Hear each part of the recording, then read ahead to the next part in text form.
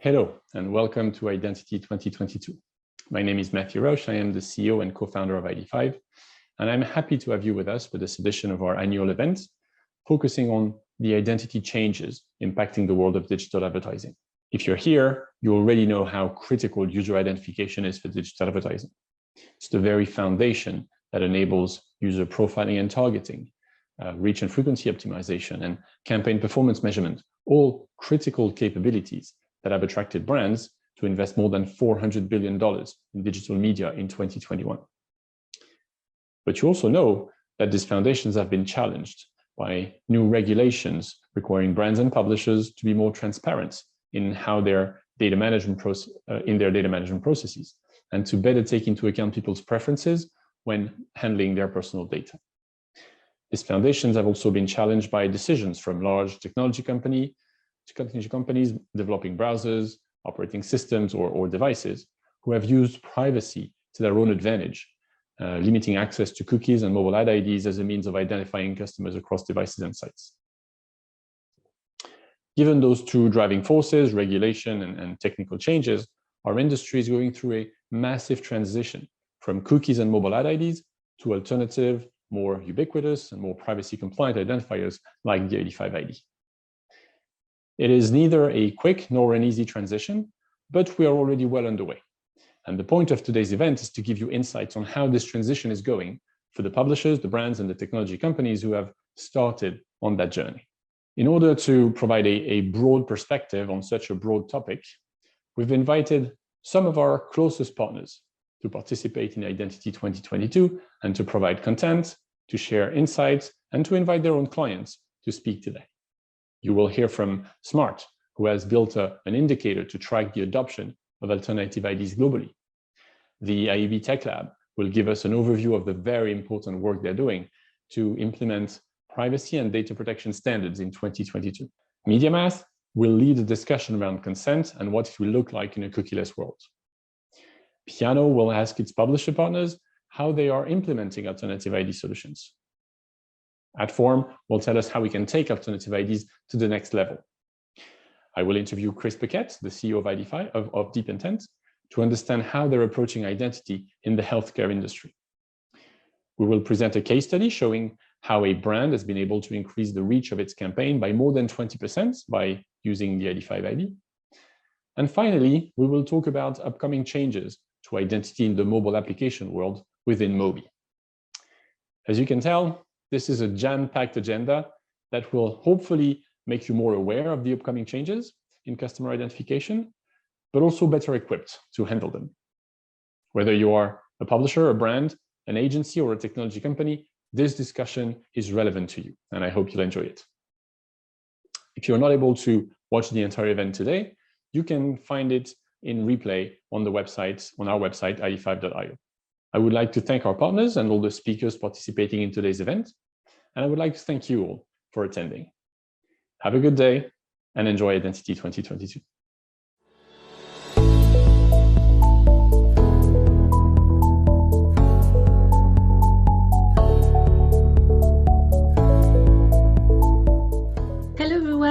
And thanks a lot, ID5 team, for giving me the opportunity to join this webinar.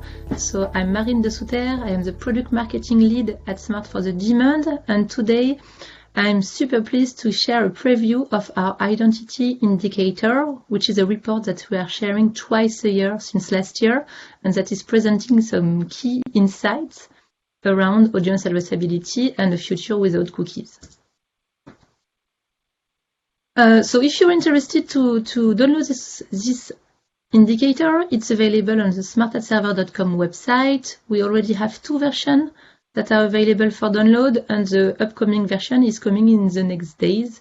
So stay tuned, we will communicate massively around this release. So now let's go into the report itself.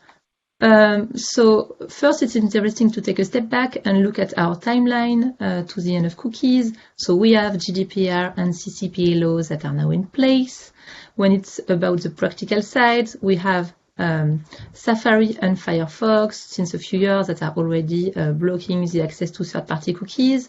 iOS, Apple iOS announced the limitation of the access to the IDFA last year, and it clearly impacted the mobile advertising strategies. And next year, clearly, we are looking at the deprecation of cookies on Chrome, and this is where we will have the stronger impact into our advertising strategies. So to get ready, first, it's interesting to take a look at the share of ad inventory from browsers that are already limiting third-party cookies. On desktop, we are talking about Safari and Firefox. And what we can see here is that the share of those two browsers are quite significant in France, in Germany, in Spain. It is not significant at all in Brazil, where Chrome is clearly the dominant browser. It's very important to look at those environments because they are playgrounds for us to start testing our alternative to cookies and to really start measure the ROI of the campaigns in such cookieless environments. On the mobile side, things are a bit different. When we talk about browser limiting cookies, we are talking about Safari and so mainly about iPhone. And the stat we can see here is really related to the market share of the iPhones. So 18% in Germany, 28% in the US, 20% in the UK, 21% in Spain. So it's also an area where we can start testing a cookieless approach, like contextual or alternative IDs. Now it's interesting to take a look at the consent. So we can see mainly in Europe the share of ad inventory with no positive consent. So clearly here, so it's when the CMP, so the consent management platform of the publisher, is sharing a no. And when there is a no, we don't send the ID in the bid request. So the impact is particularly strong in France. We have the CNIL, which is an organization that is implementing the privacy policies in France, which is quite strong. So it have a big impact, and we see that 23% of the inventory is impacted by negative consent. We can see also in other markets that it's a bit less significant. From there, we can take a look at a kind of mix of which shows the share of ad inventory that is not sending an ID in the bid request. So because there is no cookie or mobile ID, or because the consent is negative, or sometimes it's also because the CMP could not be downloaded, or because there is no CMP. So there is several reasons that impact the availability of user ID in the bid request. But we can see that it's very, very significant, and especially in Germany, in the US, or in the UK, where more than half of the inventory doesn't have an ID in the bid request. On the positive side of things, the share of ad inventory is growing significantly. And so this is a good news, and very good news for ID5, because the implementation of alternative ID by publisher is now becoming a big trend and something strong. So in Germany, in the US, in Mexico, and in the UK, more than half of the inventory already have at least one alternative ID in the bid request. So it's very positive for the future without cookies. More deeply into the alternative ID, we can see that the top alternative ID per market are the Trade Desk ID, which is the Unified ID 2.0. We have the ID5 ID, the Criteo ID, and the Prebit Shared ID. And as you can see here, those IDs are kind of sharing the top ranking in the different markets. So to finish, what to keep in mind for 2022? So obviously contextual will become a new normal in campaign targeting, as we can see that the share of inventory with no consent or no cookie is really significant already. And it's going to be something key to start test and learn for next year. On mobile, because of ATT framework and iOS, which is strongly impacted, the spend will be moving to Android. Also, it's the non-consented traffic, which is starting to be significant, will continue also to grow, and it will be key to monetize this traffic because it still have value for the advertiser and for the publishers. And clearly buyers will keep going with their cookieless buying strategies, and they will really have to start understand and measure the ROI of the alternative solutions as they will need to be fully ready for next year. So this is it for me. I hope it was interesting for you and you had good insights. And again, feel free to come to the smart@server.com website if you want to download our identity indicator. And now I give back the mic to the ID5 team. Thank you.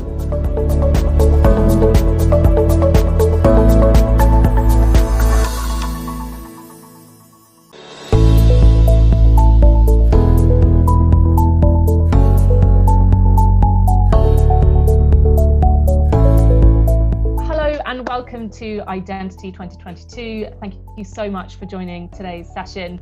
My name is Morwenna Beals and I'm the VP of Global Strategic Partnerships at ID5. And I'm delighted to welcome Alex Cohn today, who is the VP of Privacy and Data Protection at the IAB Tech Lab.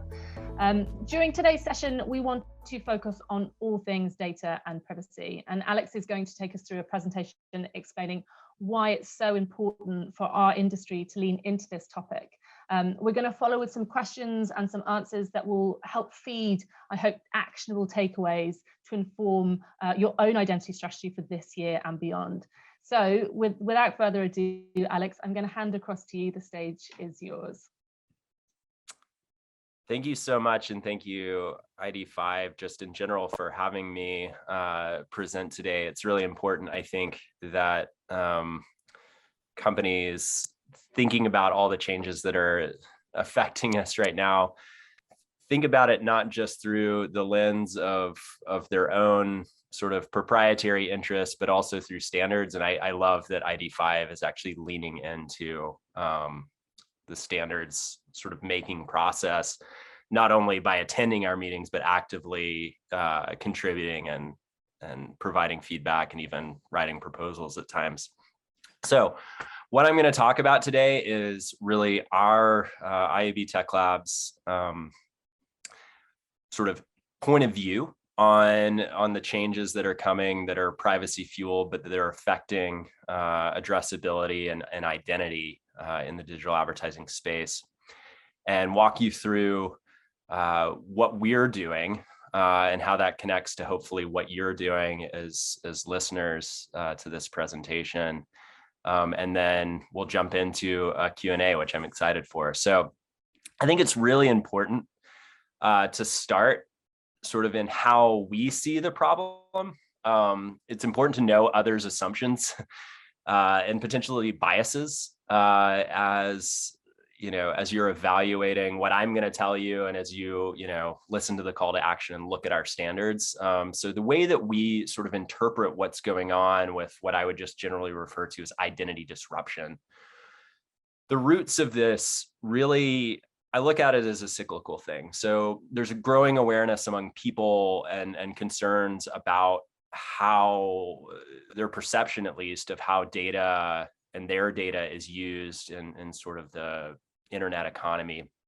Growing sort of distrust. We're at one of those periods of time where people are really distrusting big institutions and political power even. So you've got that, you've got people. People feed into sort of what governments do, right? So governments, we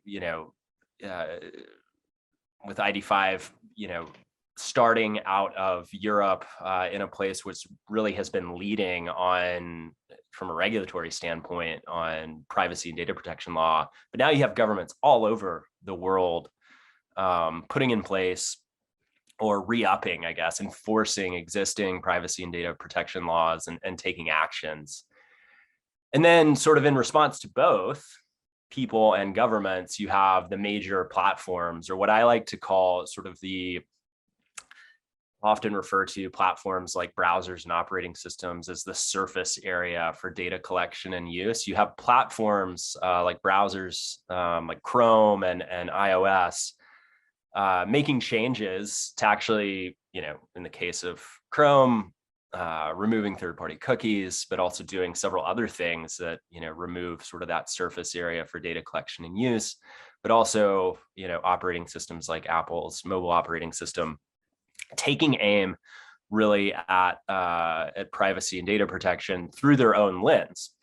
I think it's really important then to jump into what is that lens that the platforms are sort of looking at the problem space, like how do they look at it? And honestly, there are pieces of this that are very self-serving to them. I think a lot of people miss, they think, well, Apple and Google are just removing third-party cookies, or they are removing, device identifiers, and they kind of leave it at that in their head. The way that I at least conceptualize it is they're targeting a practice that they've really, actually, this is one thing that Google and Apple are fairly aligned on. They think that the concept of cross-site, cross-app tracking is bad. That is the practice that they're targeting with their changes. And whether you agree with that or not, it's just important to understand, like, that seems to be the root of what they're doing. So you can kind of predict what they're going to do if you look at it through that lens. So it's important for us as a standards organization. We're building things that hopefully will last for years. We need to think about, okay, not only what's happening with, that ecosystem that I just mentioned before, but also specifically what are the platforms targeting? And in a lot of ways, they're out ahead of the regulations, right? Okay, so given all that, right, like, there's a defeatist mentality of like, well, we can't do anything. The platforms have spoken, the regulators have spoken. There obviously is a tension here. But the reason I'm talking to you is we take the view that we think there are things that the industry can do and ways that we can rethink how we've done things that we've done before and really put in new architecture that allows us to move with the tide of change, like privacy rooted change, while still supporting a really vibrant ecosystem of competition and particularly the outcomes that advertisers demand, right? Like, I think there's a misconception that ad tech just does ad tech because we like to do ad tech. I mean, I'm sure a lot of people love doing ad tech, but like, we're doing it in service of customers, right? And in service of publishers, in service of advertisers and their requests of us, right? So like, we want to be able to frequency cap at a campaign level. We want to be able to measure effectiveness and efficiency at a campaign level. That's ultimately what identifiers have enabled.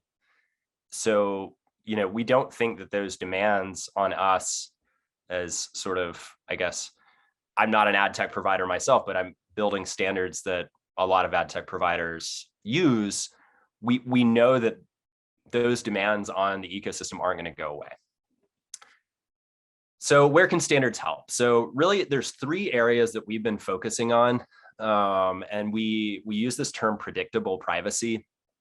And it's made up of these three things. So we're working on helping the industry or enabling transparency and control in the industry. So things like what you've heard of and probably use, even if you don't know it in the EU, if you're listening from there, things like TCF. In the US, we have the US privacy signal, but we're also working on new things, which I'll talk about in a second in this realm. So, but we think enabling sort of not only user preference, but the signaling of what is a user chosen and through the ecosystem is super critical as a foundation that exists sort of across the board, not just in pockets of markets, but like, it's just fundamental to what we do going forward, that we have to let users know what's happening and give them control over it. So that's one part of predictable privacy that's sort of driving our efforts.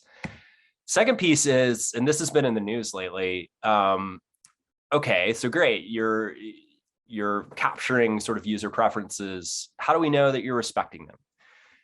If we can demonstrate sort of conformity to the transparency and control signals that are out there, right, in the ecosystem flowing through, particularly if we expand those to new markets, it's incumbent on us as an ecosystem to show that we're honoring that. If we can't do that, I think we really, this tension there that we're trying to balance is probably not balanced. So like this piece is really, really important. And it's actually a place where one of the co-founders of ID5 has been leaning in to develop standards, which I really appreciate. So demonstrating sort of conformity to transparency and control signals enables sort of industry-wide accountability.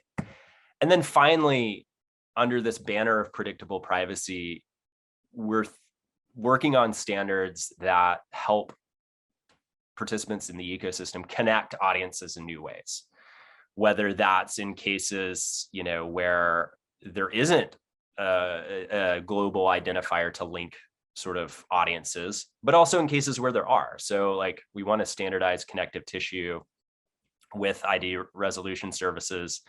And then we're also thinking, and this is sort of new news, but we're working towards experimentation with privacy enhancing technologies. Won't get too much into that today, but it's an exciting area, I think, for standards to evolve.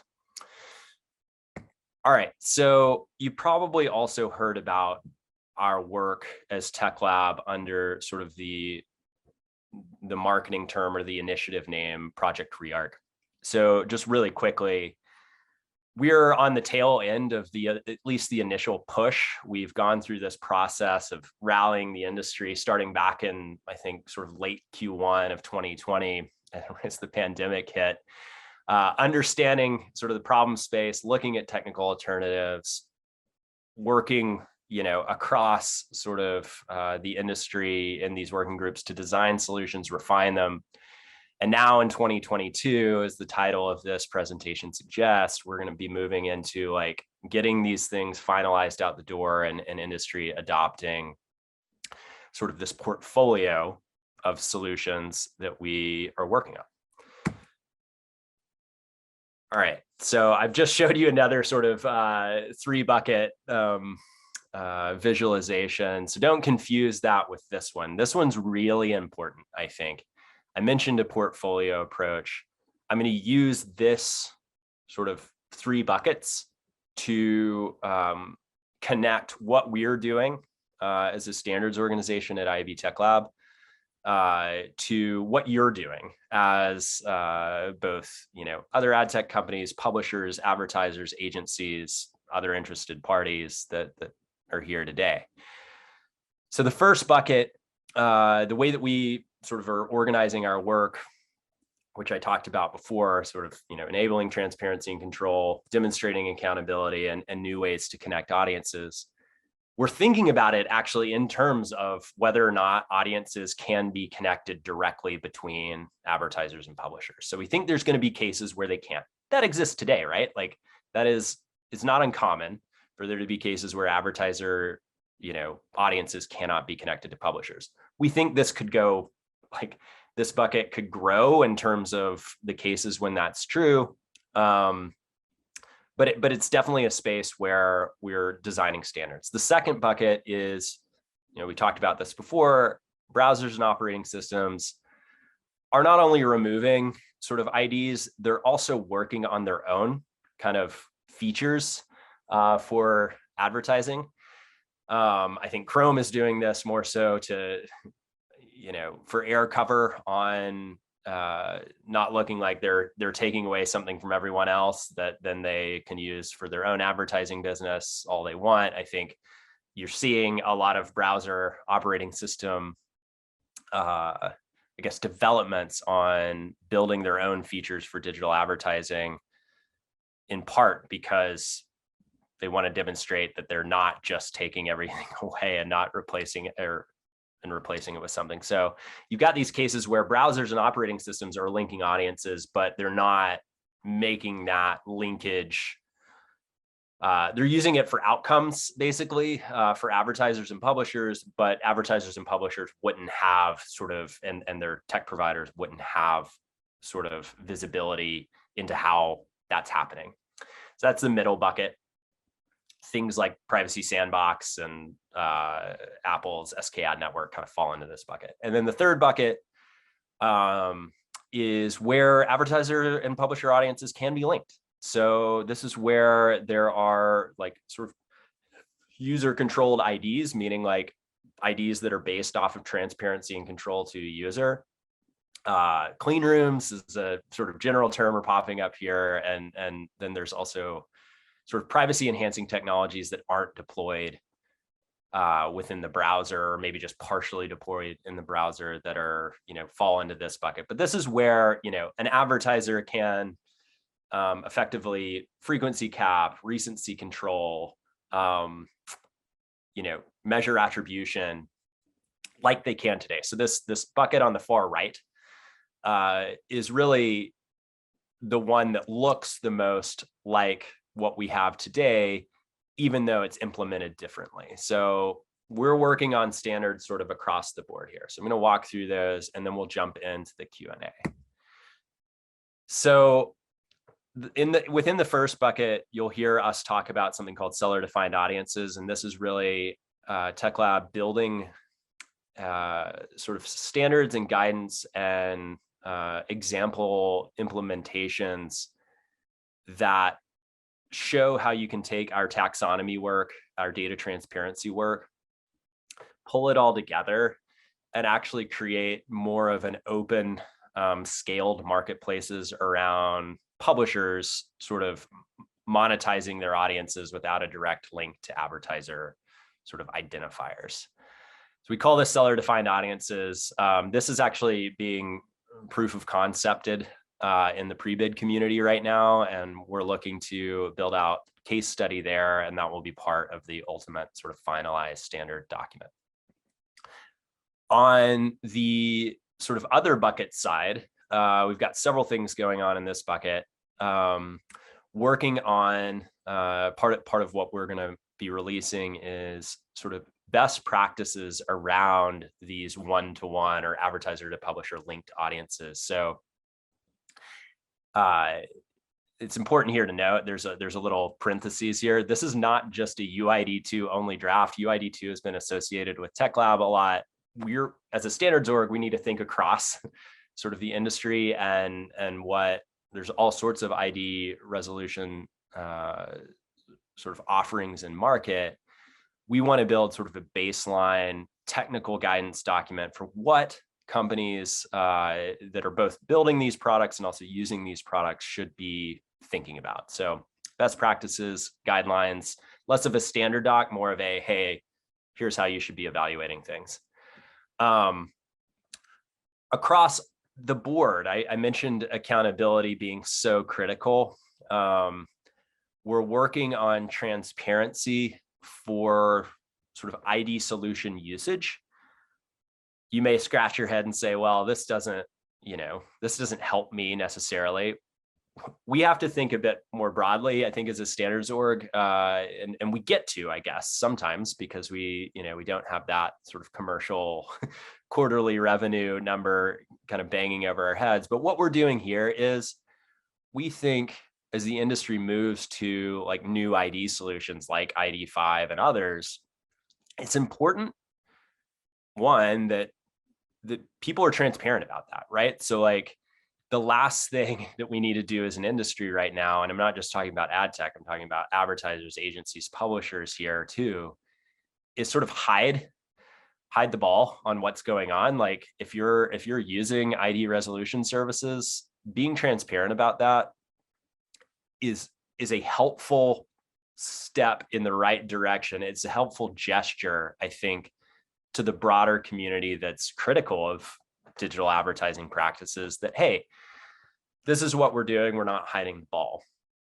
The other reason that this is important is generally there's a lot of companies using a lot of different ID solutions out there, right? So as let's take the case of an agency, right? You might be wanting to do a deal with a given set of publishers that are using different SSPs, and you're looking for understanding of if you can actually activate your audience against those set of publishers through those SSPs.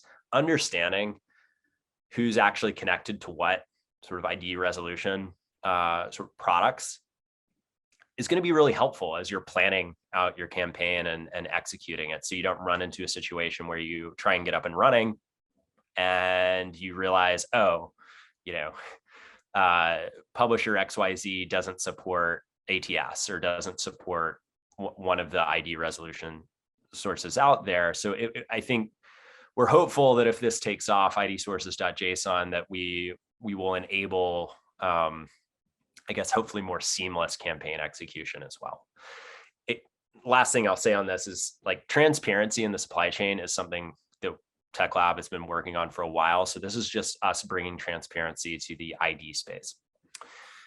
The last two things that I'm going to mention are probably the most critical. And the first one is global privacy platform. So I mentioned before, enabling transparency and control and doing it in more than just Europe and California, right? So we're working on a protocol called Global Privacy Platform that really builds on our track record of enabling the industry to signal, sort of send privacy signals, but do so in more markets. So the protocol should be able to work across Europe and California. And before you go saying, wait, are you replacing TCF? No, it's meant to be backwards compatible with those existing standards. We just want, for the tech community, particularly, for them to be able to build to one sort of protocol that will work for privacy signaling across markets as they come online with their own sort of, recipes for user transparency and control.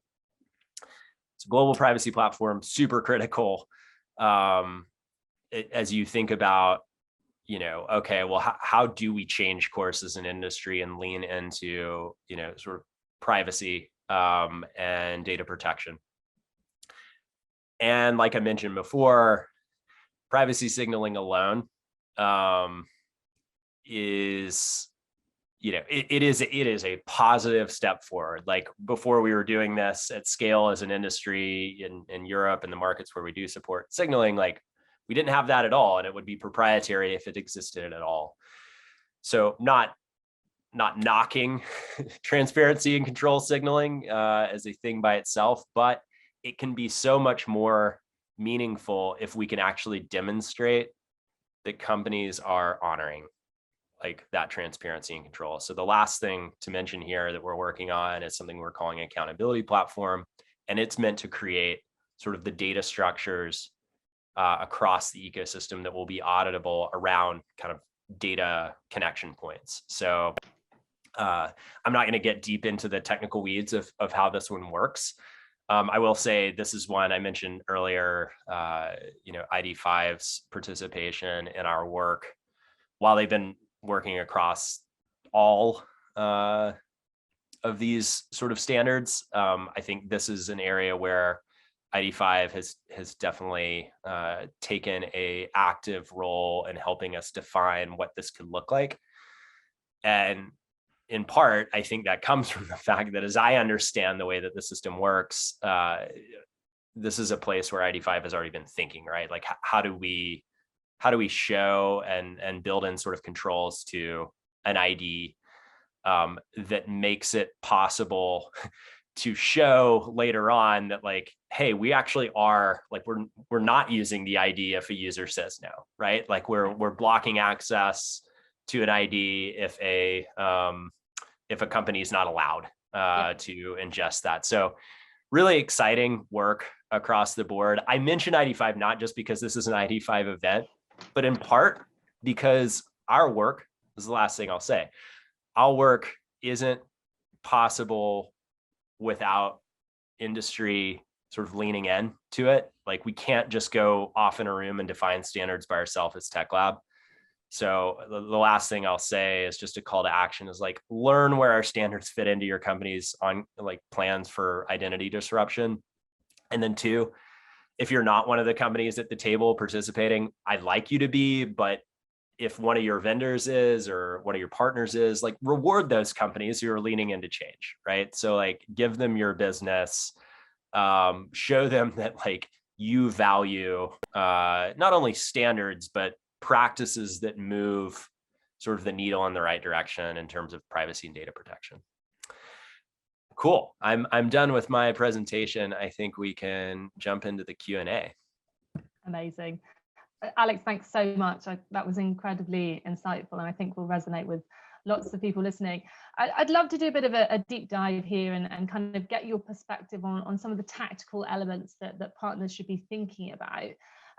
You talked about on your last slide, certainly. What sort of questions do you think partners should be asking their vendors about their approach to data protection and privacy standards? Yeah, I mean, the first one's super biased, right? Like, are you built like, are you built to the existing standards that are out there today, right? The things that I've been talking about here mostly are net new that we're like finalizing in this first quarter. So unfair to dock people for not having been built to all the things that I just mentioned. But we do have several things out there. So like, that's a biased answer, is like, are you built to standards? But I think, like I mentioned sort of towards the end, like, even without standards, companies' practices, as far as like, I think about like, what can you show me, particularly as you think about an ID solution, what can you show me in terms of like controls that you have that are triggered off of user controls, or off of controls, like if you're a publisher, right, and you only choose to work with a handful of DSPs, right? Yeah. And SSPs, like, do you have sort of functionality that can control that, right? That yeah. My sort of like business partnerships and relationships can be honored through the tech itself. Yeah. I think that's a really big one, because a lot of the knock on third-party cookies and global identifiers is that they're just sort of sprayed all over. Yeah. So I think the lack of everything you just described. Controls, not just for users, like user controls important, like not saying that they're not. I think they're a subset though of the initial choices. It's like the classic know your partners. Yeah. Taking that to the next logical level is like, okay, if I know who my partners are, that's who I'm working with, right? Yeah. So like, I need my tech to effectuate that for me. I think that's a big one. I would also just, like, this is sort of biased too, but like, look who's actively participating in the discussion. It's not just a tech lab, but like across the board, right? Like, who's are leaning you in, working with a company who's just kind of like watching from the sidelines, or like actively leaning into stuff? Yeah. And can we touch on the timelines? Because, there's been a lot of movement on that front. And, from your perspective, how much do those changing timelines matter from a kind of industry preparedness for the identity disruptions? I'm probably not going to say anything like that people haven't already heard here, but I'm going to reaffirm it. Yeah. The change is coming. We just published a blog post about this. Like, whether it happens in 6 months or 12 months, like, you're not going to be happy if you wait. You're just not going to be happy if you wait till the very last minute. Like, it's going to cause a whole lot more pain. So yeah, I think basing your own activities as a company off of like we called it wishful thinking, right? That like, maybe this stuff will just go away because it's like, no, it's not. Don't do that. Yeah, being informed, right, and feeding your strategy with those learnings. So again, from your perspective, do you think the industry would benefit from a kind of more standardized value exchange messaging, and potentially tech to help publishers educate their audiences about this trade-off? Because we all know, right? Free content is in exchange for targeted advertising. And can we do anything to help on that front? Should we do anything to help on that front as an industry? Yeah. I mentioned sort of a guiding phrase of ours has been this concept of like predictable privacy, which is, users kind of getting to know and feel like, oh, if I say no to this, I can kind of expect this outcome. And, that's honored and, sort of purpose limited in that way. Part of that is most likely also how we talk about what we're doing. So yes, I think it would be very beneficial for the ecosystem to adopt common language for talking about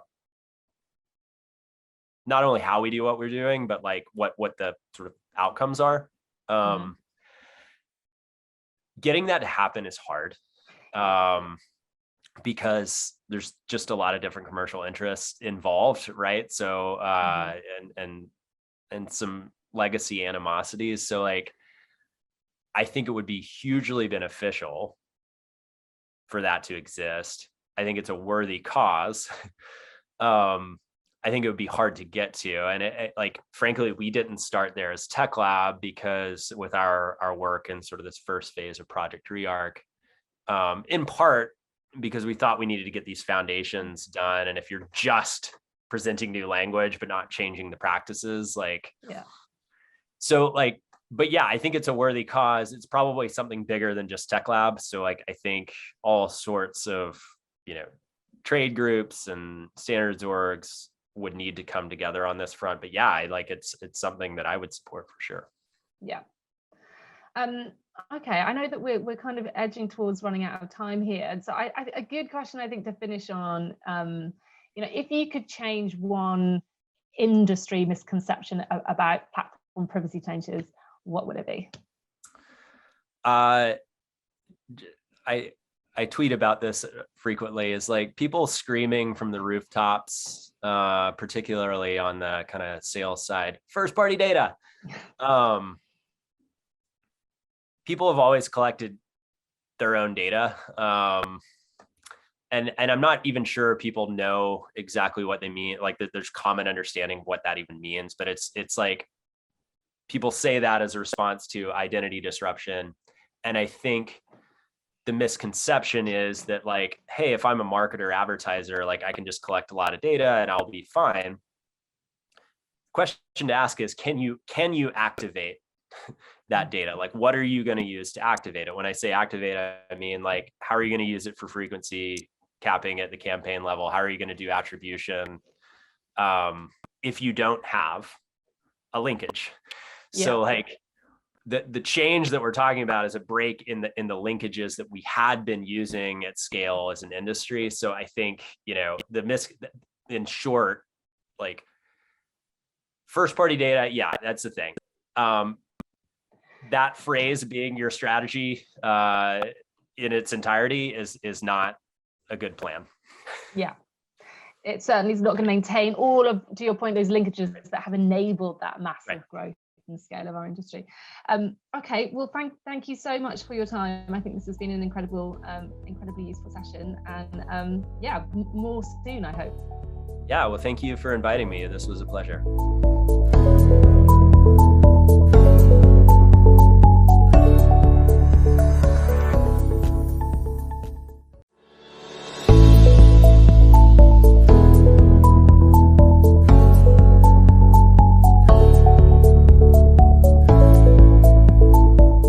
Welcome to ID5's Identity 2022.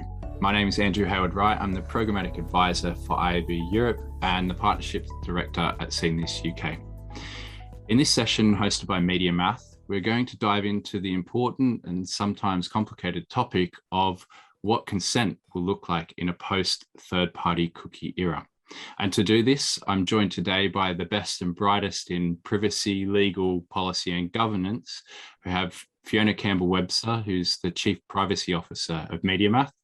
Raphael Marti, who is the head of legal at ID5, and Thomas Adamo, who is the Chief Privacy Officer at Didomi. Thank you all for taking the time to talk through this topic with me today.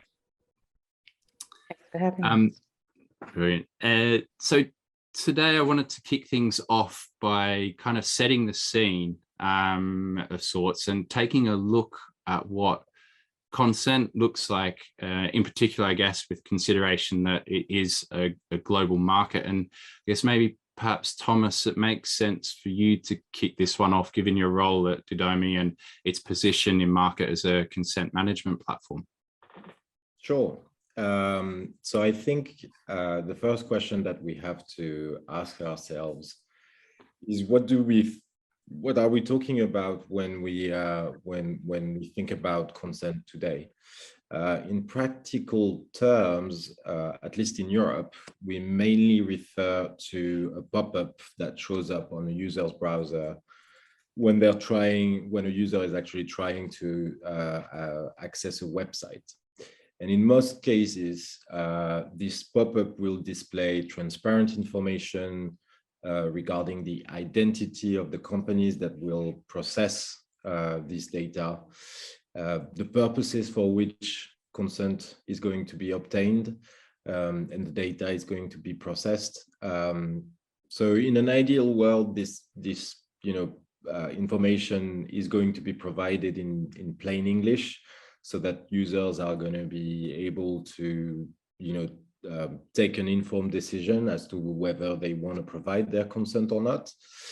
There are, of course, various interpretations as to what a consent notice should look like. In fact, it's quite funny to see that data protection authorities across Europe do not necessarily agree on how it should be done and how consent should be obtained. The CNIL, for example, seems to encourage continue without consenting button that should be next to the consent button. The Italian DPA came up with or seems to be encouraging a cross that would be displayed next to the consent button, so that the user would actually be allowed not to make a choice. So it's not consenting, it's not rejecting cookies, it's not making a choice. But if you think about the general idea, consent is a pop-up that users see on every single website that they access to, and usually it exasperates them so much so that they want this pop-up to disappear as soon as possible, so that they can actually access the content that they were looking for in the first place. So if you ask me, consent as we think about it today in Europe is not a great outcome. And it was certainly not what the EU came up with, the reason why the EU came up with the GDPR in the first place. So perhaps it's better elsewhere, in California, for example, with CCPA, where, well, consent is not really a thing. That makes sense. And Fiona and Thomas, Fiona and Raphael, anything to add to Thomas's points? Yeah, I think in Europe, the challenge there is that there's two laws at play that affect consent. One is the e-privacy directive, which was implemented prior to GDPR, which was a regulation, and was implemented on a national member by member state basis. And that's where the differing interpretations come into what's under the Transparency and Consent Framework as Purpose 1, which is the ability to access an individual's device. So that's where it's sort of like the setting or the dropping of the cookies in the third-party cookie world, and also the setting of the cookies in a first-party cookie context, which will still be relevant post-third-party cookies. The challenge there is that under the e-privacy directive, that the definition of consent previously referred to the definition of consent in the previous version of the directive prior to GDPR. And that wasn't updated at the time that GDPR came into play. So an e-privacy regulation was meant to be put in place there. So this is why we've ended up with these various interpretations of what that unambiguous, meaningful prior consent looks like under GDPR as it applies on a member state by state basis with the e-privacy regulation. And this is the challenge. So it's not, so even in environments where you don't need to access an individual's device going forward, potentially in some identity solutions post third-party cookies, then you have the challenge of GDPR consent still being required for further purposes like targeting, etc. So the model of consent isn't just about necessarily the individual user's consideration of the disclosures, but it's also what that consent maps to in relation to the applicable law. So for instance, as we roll out globally, although consent, prior opt-in consent isn't an issue under CCPA or CPRA as it comes out, the idea of providing those disclosures to inform the user so that they understand the engagement that they're going to have is still relevant. And in addition to consent, there are other lawful bases that are permitted under GDPR, such as legitimate interest. So there's an analysis that's needed to be done there. So while the idea of consent in an individual's mind might mean something in sort of a colloquial term, it doesn't necessarily track as the laws play out. Canada's an example. Implied consent is still a purpose or a way of having consent under Canadian laws. And that's being built out as well under the IPP, not the IPP, the IAB Global Privacy Platform. So as you can see, something that could be simple, an idea of consent, is really very nuanced depending on where an individual resides in the world and what kind of purpose the company that wants to gather some sort of preference from a user has. Absolutely, making it no doubt very difficult for global organizations to navigate this area. Raphael, anything to add on this point? I agree with Thomas and Fiona that consent can be complex and varied from jurisdiction to jurisdiction. On Fiona's point regarding the e-privacy regulation, this piece of legislation is actually intended to simplify the rules regarding cookies and streamline cookie consent in a more user-friendly way, because it is clear that the cookie fatigue consent is there and any internet user is aware of it. Unfortunately, this regulation is not expected to enter into force before 2023, and with a potential transitional period of 24 months, this could mean that any new regulation would not be into force before 2025. But I think we're all looking forward to a more harmonized regulation across the EU. Absolutely. That makes sense. I think, yeah, from business through to user, that will be a benefit to everyone involved. Okay, so we've looked at consent today as we know it, and obviously one of the big topics is the deprecation of the third-party cookie and a shift into that cookieless era. And for me, even like my background from a publisher side when I was at The Guardian, one of the big questions that constantly comes up is with these new targeting identity solutions, contextual through to cohorting, is do we still need consent when third-party cookies are no longer in existence or relevant? Fiona, did you want to kick us off with that one? Sure. So the issue here is whether or not we're still trying to connect back to an individual in any way that is identifiable. So under GDPR, personal data includes persistent identifiers that can be stitched together and identifiable. So pseudonymous data comes under that. Same thing with CCPA, it's identifiable. So, and other laws that are starting to spin out are looking at sort of a more granular view of how you could potentially stitch back to a user. So even though there may be privacy enhancing technologies in place to be able to sort of limit the data sharing and employ data minimization techniques, the fact that you still can at some level tie that back to a user does require at some point in the journey there being a disclosure provided to the user so that they understand what that piece of data would be used for, to the extent that it could be tied back to them even after it's been hashed, even after it's been salted. So I think that question is something that, you know, you could throw back to Thomas or Raphael about, you know, what that looks like in relation to their solutions. Yeah, Raphael, what's your thoughts on this?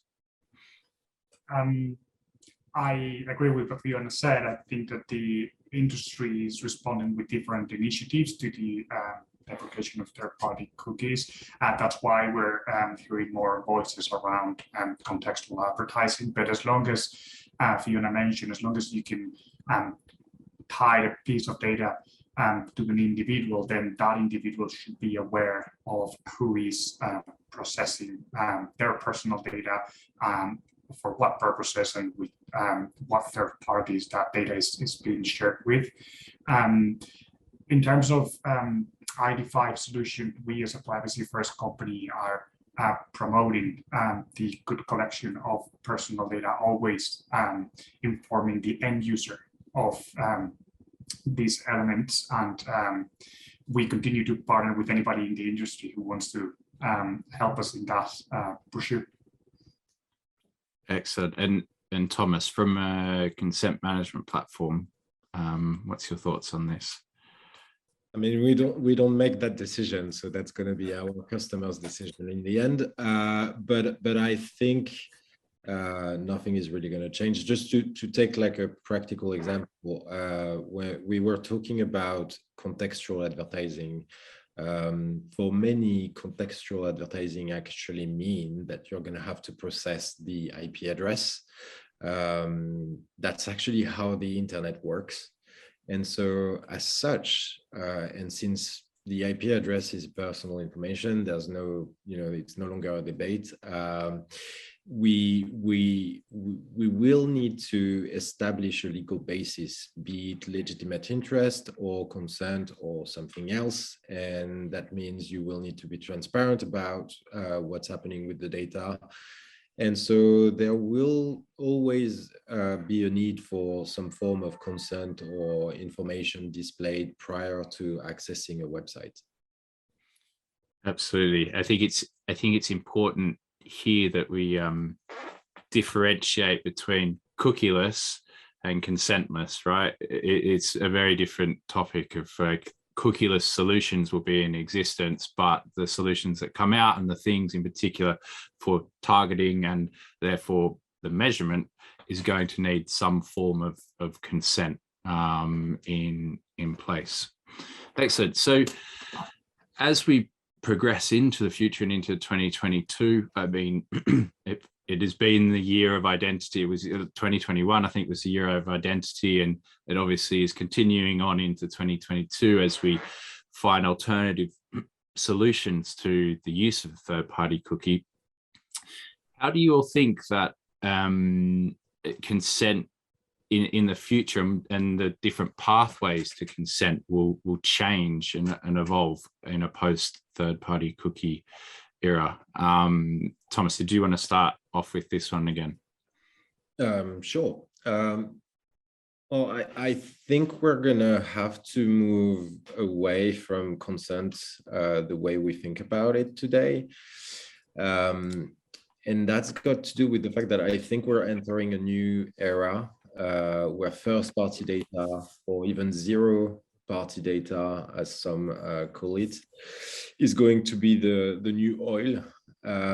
So to take a step back, I would say that we had consent 1.0, where the mere use of a website meant that we were agreeing to a privacy policy that no one would read.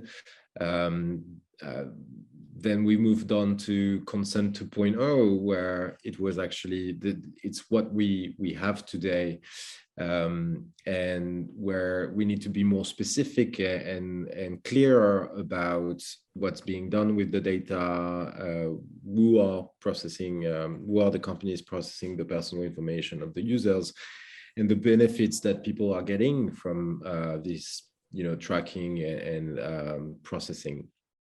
And I think we're on the verge of entering a new era where we're not just going to be asking for consent because the law requires it. I think instead we want user to trust that, that companies are going to behave with their data.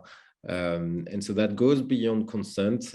That's about building a new relationship, a trusted relationship that's going to be based on transparency, full transparency about what's happening with the data. And so that will be built by the players in markets, so marketers and publishers, in ways that we can't even conceive yet. But there will be something, there will be a tech that will, be able to enable that and integrate with CRMs and SSPs and ad servers and DMPs. And that will need to be done because there won't be as much, there won't be any third-party cookie anymore. And alternatives will help soothe the pain, but that's not going to be perfect. So I think that's why there's going to be a focus on first-party data.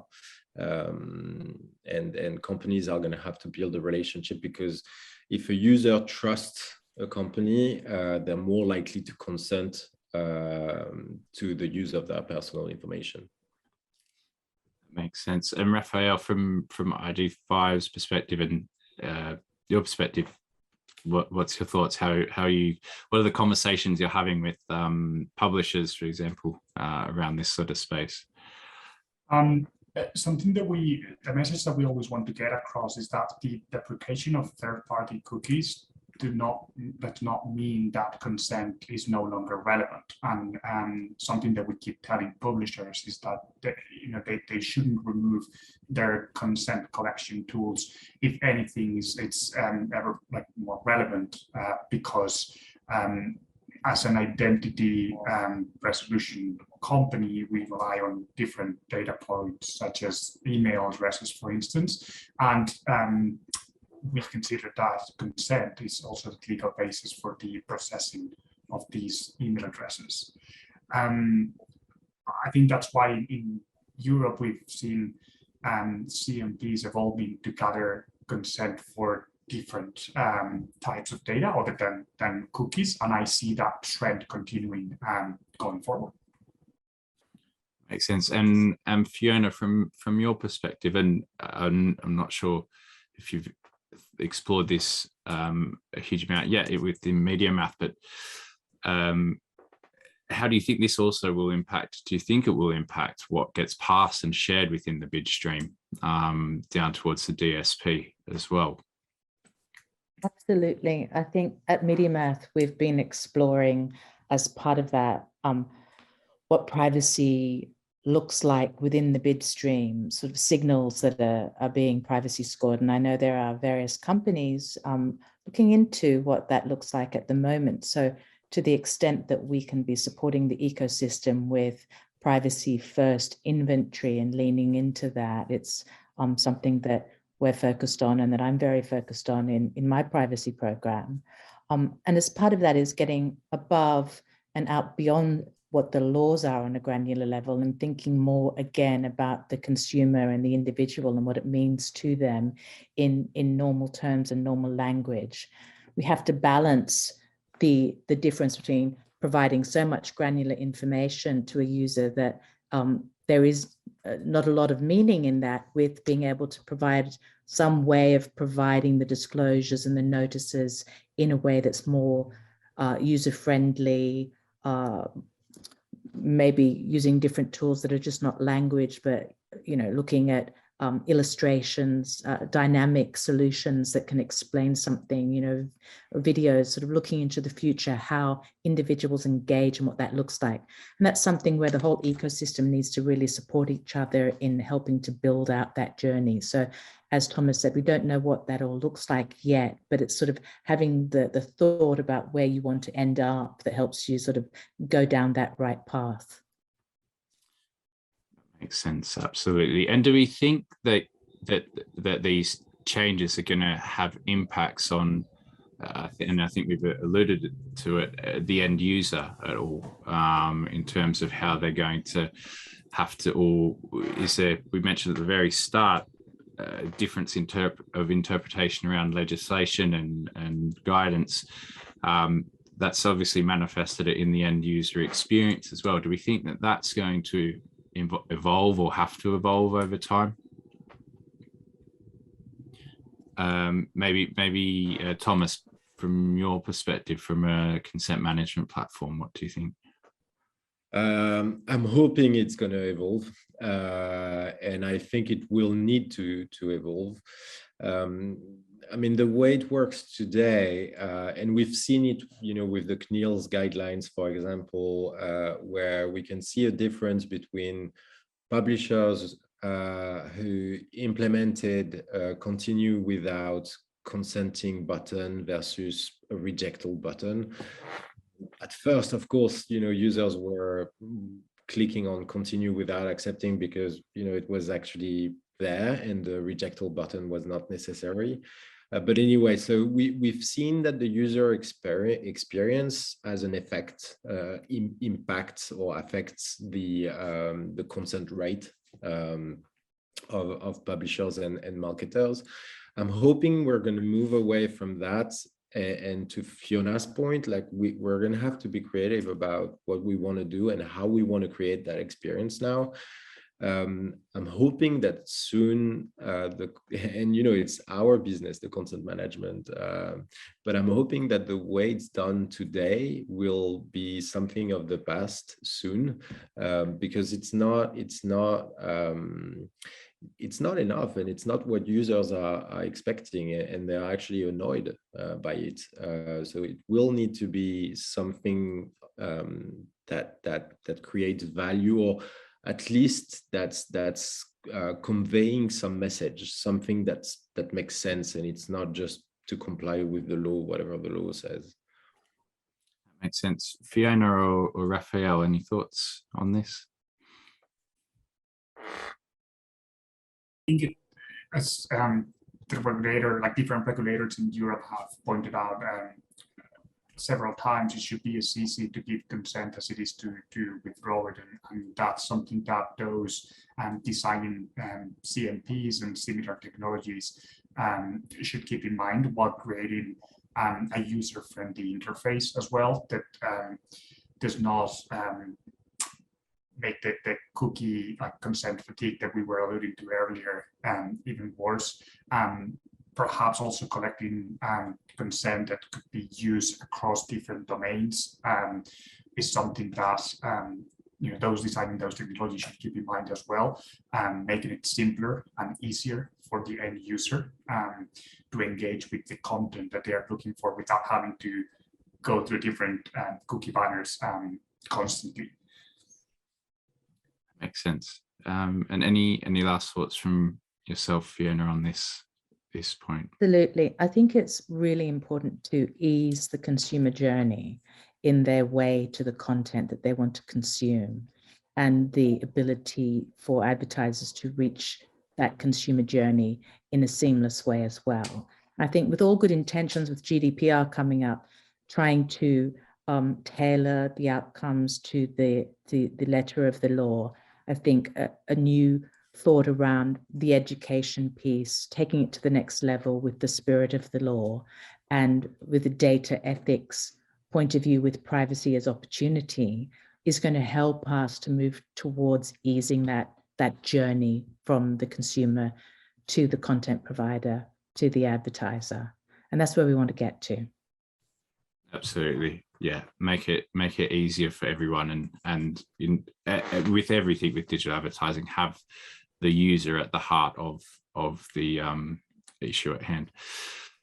I mean, I think we could continue discussing this topic at length, but I wanted to ask you as a kind of as a final question, thinking about this topic and the journey and road path through 2022. What do you think the industry should be doing specifically to prepare for consent in a post third-party cookie era, and what are you most excited about to see happen in 2022 and onwards? Fiona, let's start with you and go reverse through everyone. I'm going to keep along with my whole track here, which is about working together, collaborating, continuing to bring good ideas together in a fast way to accelerate that journey to the outcome. Brilliant. And Raphael, from yourself? Completely aligned with the call for collaboration from Fiona. I also think that it will be crucial for publishers to choose their CMP's platforms carefully. And there is a huge opportunity for these platforms to showcase the value of their technology and implementing responsible advertising. And I think there's also an opportunity, or there could be benefits to bring more privacy and transparency to users in these deprecation of third-party cookies coming in 2023. I don't see it necessarily as something bad. I think there are opportunities ahead of us. Brilliant, good to hear. And Thomas, to round us out, what are your thoughts? I'm gonna keep telling what I'm gonna double down on what I was saying all along. I'm excited at the prospect of the industry moving away from the current consent model. In fact, I think if we as an industry, instead of managing consent, we could try to focus on users' preferences and be managing preferences instead of just the consent. So I think through preferences, we can deliver a more interesting relationship, or achieve a more interesting relationship with users. And of course, us as a CMP provider, we're gonna be supporting our customers wherever we can, moving in that direction. Brilliant, excellent. Well, there you have it. So I think all round, it feels like positive moves are happening and will happen in 2022 in particular. We need more collaboration and moving away from the kind of current way of gaining consent, but towards a more, I guess, user-centric approach and uniformed approach. Thank you all, Fiona, Raphael, and Thomas, for taking the time to join me today. A really insightful and interesting conversation. And I look forward to continuing conversations throughout 2022 on the topic. Thank you, Andrew. Thanks. Andrew. Thanks.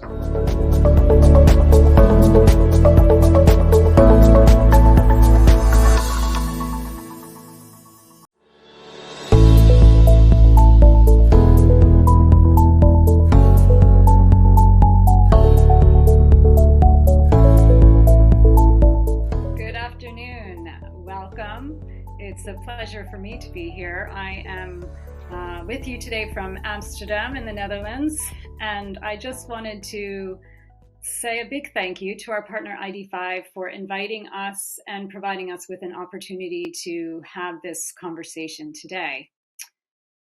I think as it's the start of the year, most of us have a sense that yes, there is a focus in terms of identity, given that we're in the final countdown of the third-party cookie, we hope, while at the same time, simultaneously acknowledging there's this element present of who knows what could happen. I guess it's like that all the time, but we like to think that we are in a little bit more control, perhaps, than we are.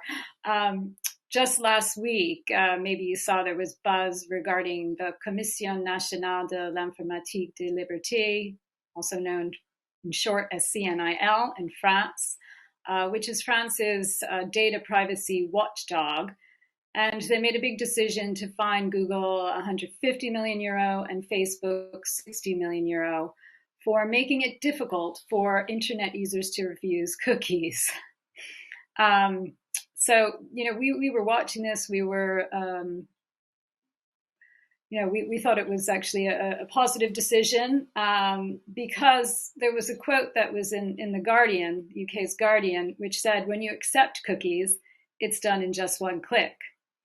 And this was a quote by Karen Kiefer, who is CNIL's head of data protection and sanctions. And she said, rejecting cookies should be as easy as accepting them. And I think this sums up our sentiment. At Piano, we would agree with this. And we also believe that the road to a better user experience is and should be guided by publishers' ability to see revenue safeguarded and to also be able to realize a return on investment. From a Piano perspective, as we look to this year ahead, we're hoping for continued investment in richer segment and cohort development and activation. We're also hoping for a better value exchange led by on-site registration, and improvements, most of all, and we'll talk about this a little bit today, improvements in measurement, that there is proof in the contribution of alternative IDs, an increased perception of the value of publisher data, in particular by advertisers and agencies, and in overall performance. Today, we'd really like to look at the publisher's reality, and we are delighted to hear from two publishers that are leading the charge about the strategies they've implemented and the implications these have had on their business. With that, I'd like to introduce Olli Järvietto, the COO of Relevant Digital. Hi, Joanna. Olli. Thanks for. Hello, Olli. Welcome. Thank you for joining us today. Thanks for having me. It's a pleasure to join you. So let me tell you a little bit about Olli and Relevant. If you don't know Relevant, it's a company that specializes in just this, helping publishers maximize earnings from the digital assets. Olli has a very significant background and experience in this area. He's been with Relevant for 4.5 years, but prior to joining Relevant, was at Group M for 8 years in executive roles, and he oversees the programmatic and data areas of Relevant's business. So Olli, thank you and welcome. Thank you very much. Pleasure to be here. And we'd also like to bring up with us on stage for this conversation today, Olivier Evrard, who is the DPO at IPM Group. Welcome, Olivier. Hi, hello, Joanna, Olli. So Olivier has worked for 20 years in the publishing industry. For the last 11 years, he's been at L'Avenir Group. And then he moved into the bigger group role at IPM at the end of 2020. He has a developer background. He's worked a lot with data and also obviously in his DPO role. And for 1 year has been leading all of the IT backend projects at IPM, including the move to the Piano stack. So again, thank you, Olivier, for making the time to be here today. Thank you. So let's have a little bit of a look at your sort of experience and also what you are anticipating and looking forward to in the year ahead. So I wanted to start by looking at a graphic that was published in Digiday pretty recently, December 2021.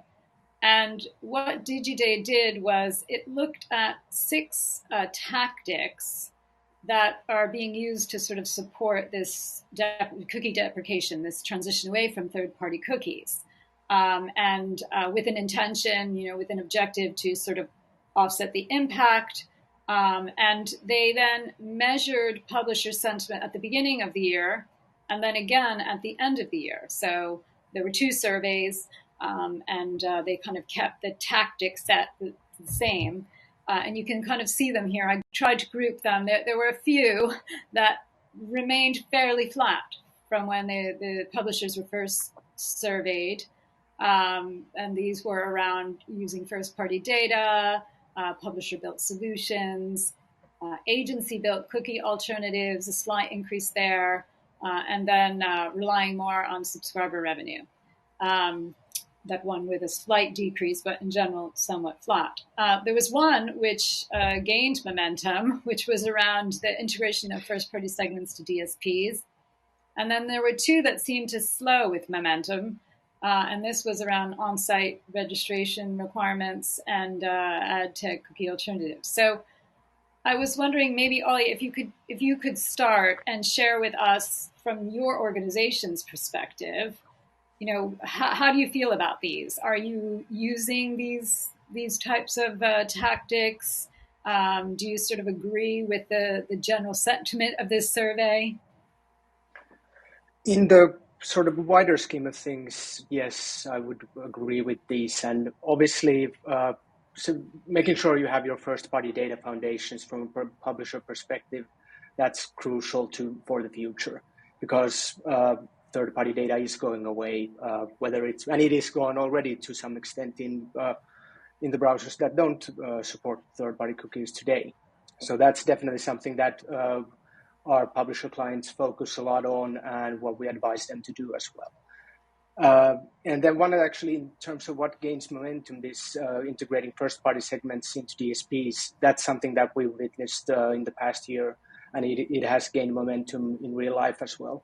So making sure that, that you don't, if you want to utilize first-party data, that it's not only bound to deals, but you can have that advertisers can actually activate the segments directly from the DSPs. So, and yeah, in terms of the on-site registration, I'm a bit surprised actually in that figure, but maybe there has been this sort of the level of annoyance in terms of consumers has been reached, but my speculation purely on that end. Yeah, I also, just from a personal perspective, I feel like there has been much more consistent requests for it. So as far as it being used, I feel like I've seen it a lot more in the last 12 months. But yeah, I was curious, like, is it, and maybe Olivier, you can comment on this because we'll go over to you now. But you know, is it that it's kind of reached a tipping point, or is it that there aren't necessarily kind of clear strategies for what happens after, you know, okay, we're capturing this data and then what? But anyway, you can give us your broader 2 cents and maybe comment on that as well. Sorry. Yes, on my side at IPM, of course, we are building the foundation of our first-party data strategy using Piano, and it's why Piano ID. It's the move of data, customer data to Piano ID is so important. So I agree with the fact that we will the axis of the strategy to build more and more the strategy on the first-party data is of course obviously really important for the publishers. But what maybe one figure that surprised me a little bit in this graphic is also the fact that the use of the ad tech cookies alternative is rising down, because it's an axis that we will also probably develop in parallel of the building up of our first-party data, because we have to be sure to be ready on the two axes, because we don't know what will be the exactly the evolution and the speed of the evolution of the market for the coming months and the coming years. There is a lot of parameters that are still unknown at the moment, and we have to don't close any door. It's really important to prevent from any loss of revenue. Sorry. No, and if I might add to that, yes, universal identifiers are definitely a key part of the stack still today. And we've been doing quite active testing around various types of these. And there are, the results are promising. They do improve results in general. Now, what we're going to soon pilot is also how we can activate data based on universal identifiers. So looking really forward to doing that kind of testing and see what kind of results it generates. But then I think actually what we've seen from the email-based universal identifiers like UID 2.0, which hasn't arrived in Europe yet because nobody wants to take the legal responsibility of actually managing that. So remains to be seen how that type of initiatives will, whether they will prosper and will they reach scale, big enough scaling ever. So. Yeah, it's very interesting. It will be. It's surprising that there hasn't been, even at a kind of alliance level, or you would think you might see businesses coming together to see how they could get that also live in Europe. But let's wait and see what happens. Okay, let's go to another question here. I guess looking back on 2021, good. I'm at least knowing that I'm in 2022. That's good. When you look back, I guess what I'd love to hear is, because again, I know both of your businesses have been very active in this space. So what was sort of the biggest success or innovation of sort of many things that you tried, and why? Maybe Olivier, you want to start this time? Yes, but the big challenge for us is the renewal of all technology stack, because as you know, we were previously separate companies, and IPM Group about L'Avenir, the L'Avenir Group last year, and we are on a different technology stack, and it's also it means that we have different data strategies, and also subscription management strategies, and then customers identity management strategies, because of the constraint we have on the different technology stack we have. And of course, the big challenge for us the last months, but also for the coming year, is to move all our different technology stacks and all our data to Piano, to be able to work with only one stack, and also to make some as much as possible conversions in the different processes we have in the different business units. So it's the big challenge for the coming months, and it's also why we are so confident in the fact that Piano can help us a lot in this strategy, and it will be really important to be ready to be able to provide on the market first and zero party data, which are high level of quality. So what I heard you say is it's almost like last year was laying the foundation, being kind of clear on, and obviously because you, as you mentioned, you went through sort of acquisition, and so you're having to merge various systems and data, but it was the real sort of kind of vision work around where you wanted to be was the main priority of last year. And now you're starting to put that into action and see the kind of fruits of your labor.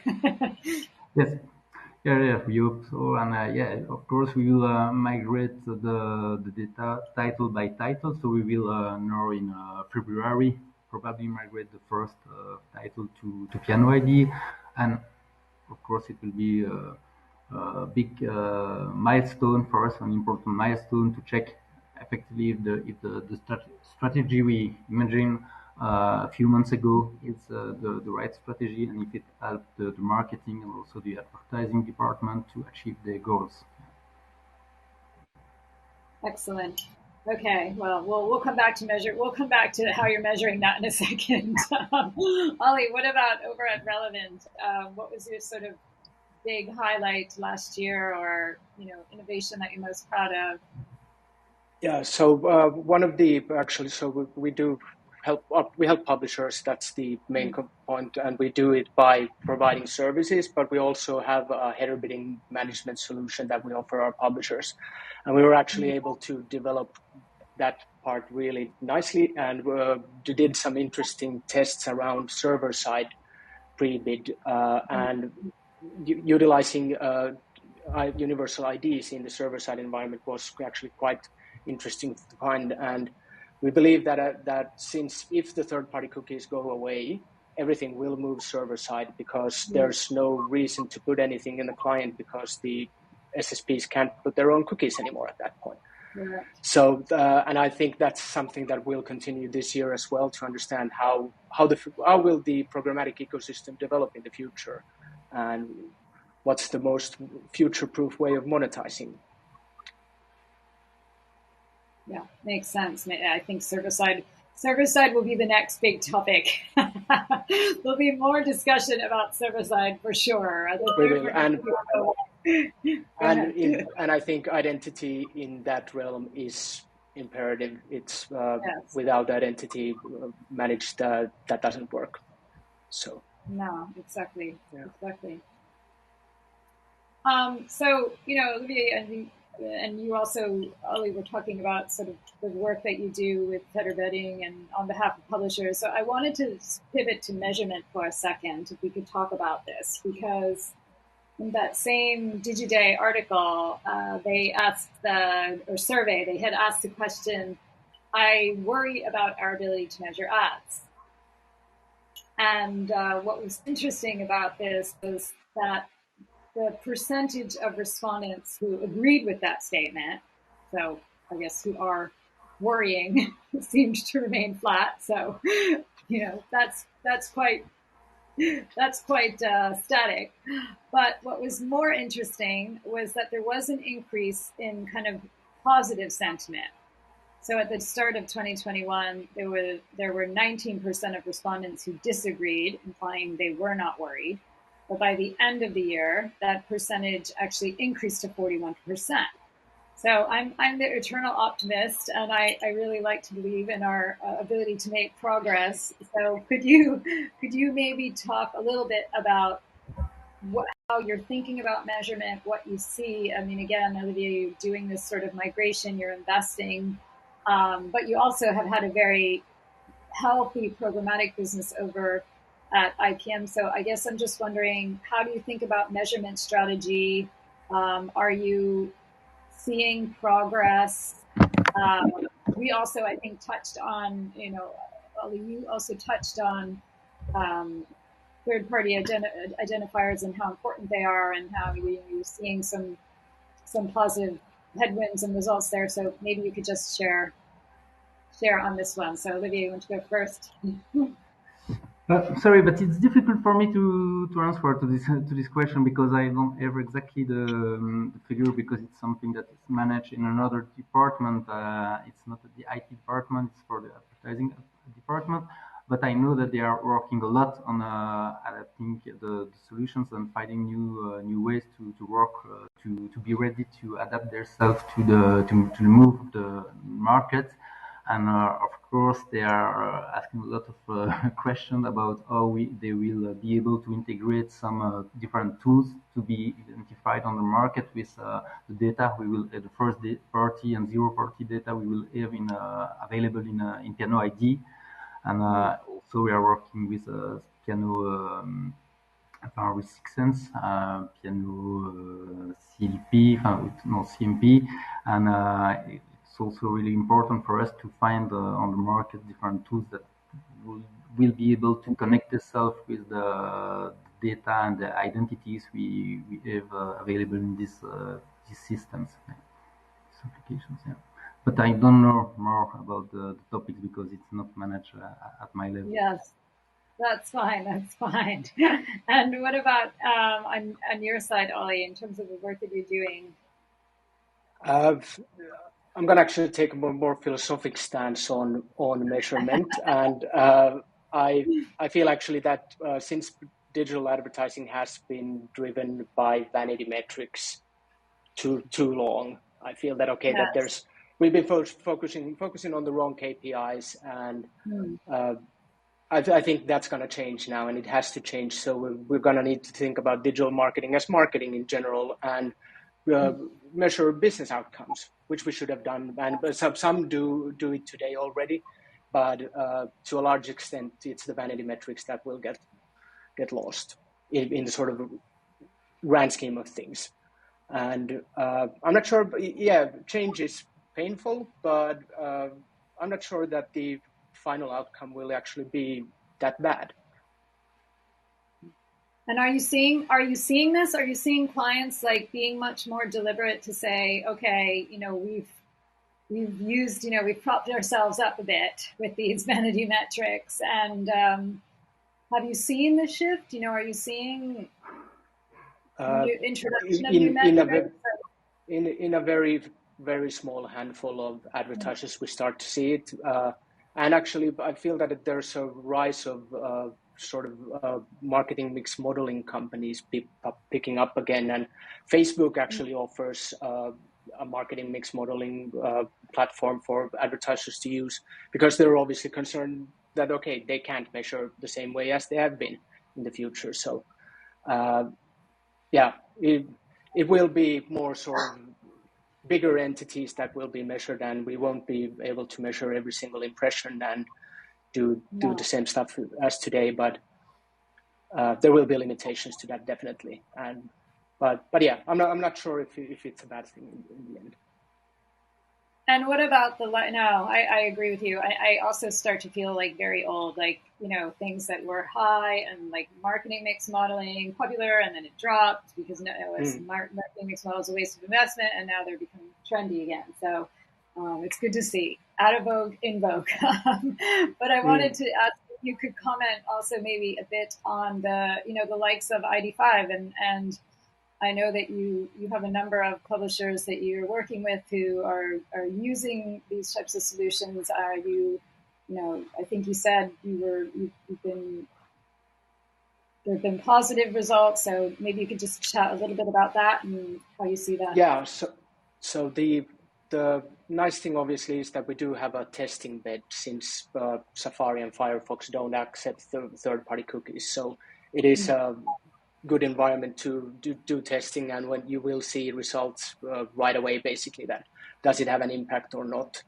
And I think one of the key components in this is that how do we see the adoption on the advertiser side for the same identifiers? Because obviously it doesn't help if a publisher broadcasts a certain ID if the ID doesn't mean anything for the buy side.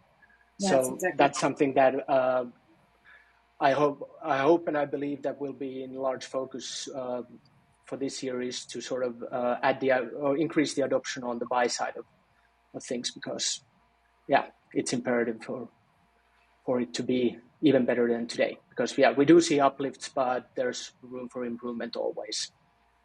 Of course, still early days. So you were going where I was going to go, because I know we're getting short on time. This is like speed dating, speed talking on identity. But if you could maybe, so Ollie, you were saying this is kind of a hope that you have in terms of adoption. Any others, again, in terms of 2022, biggest priority, biggest focus for the year?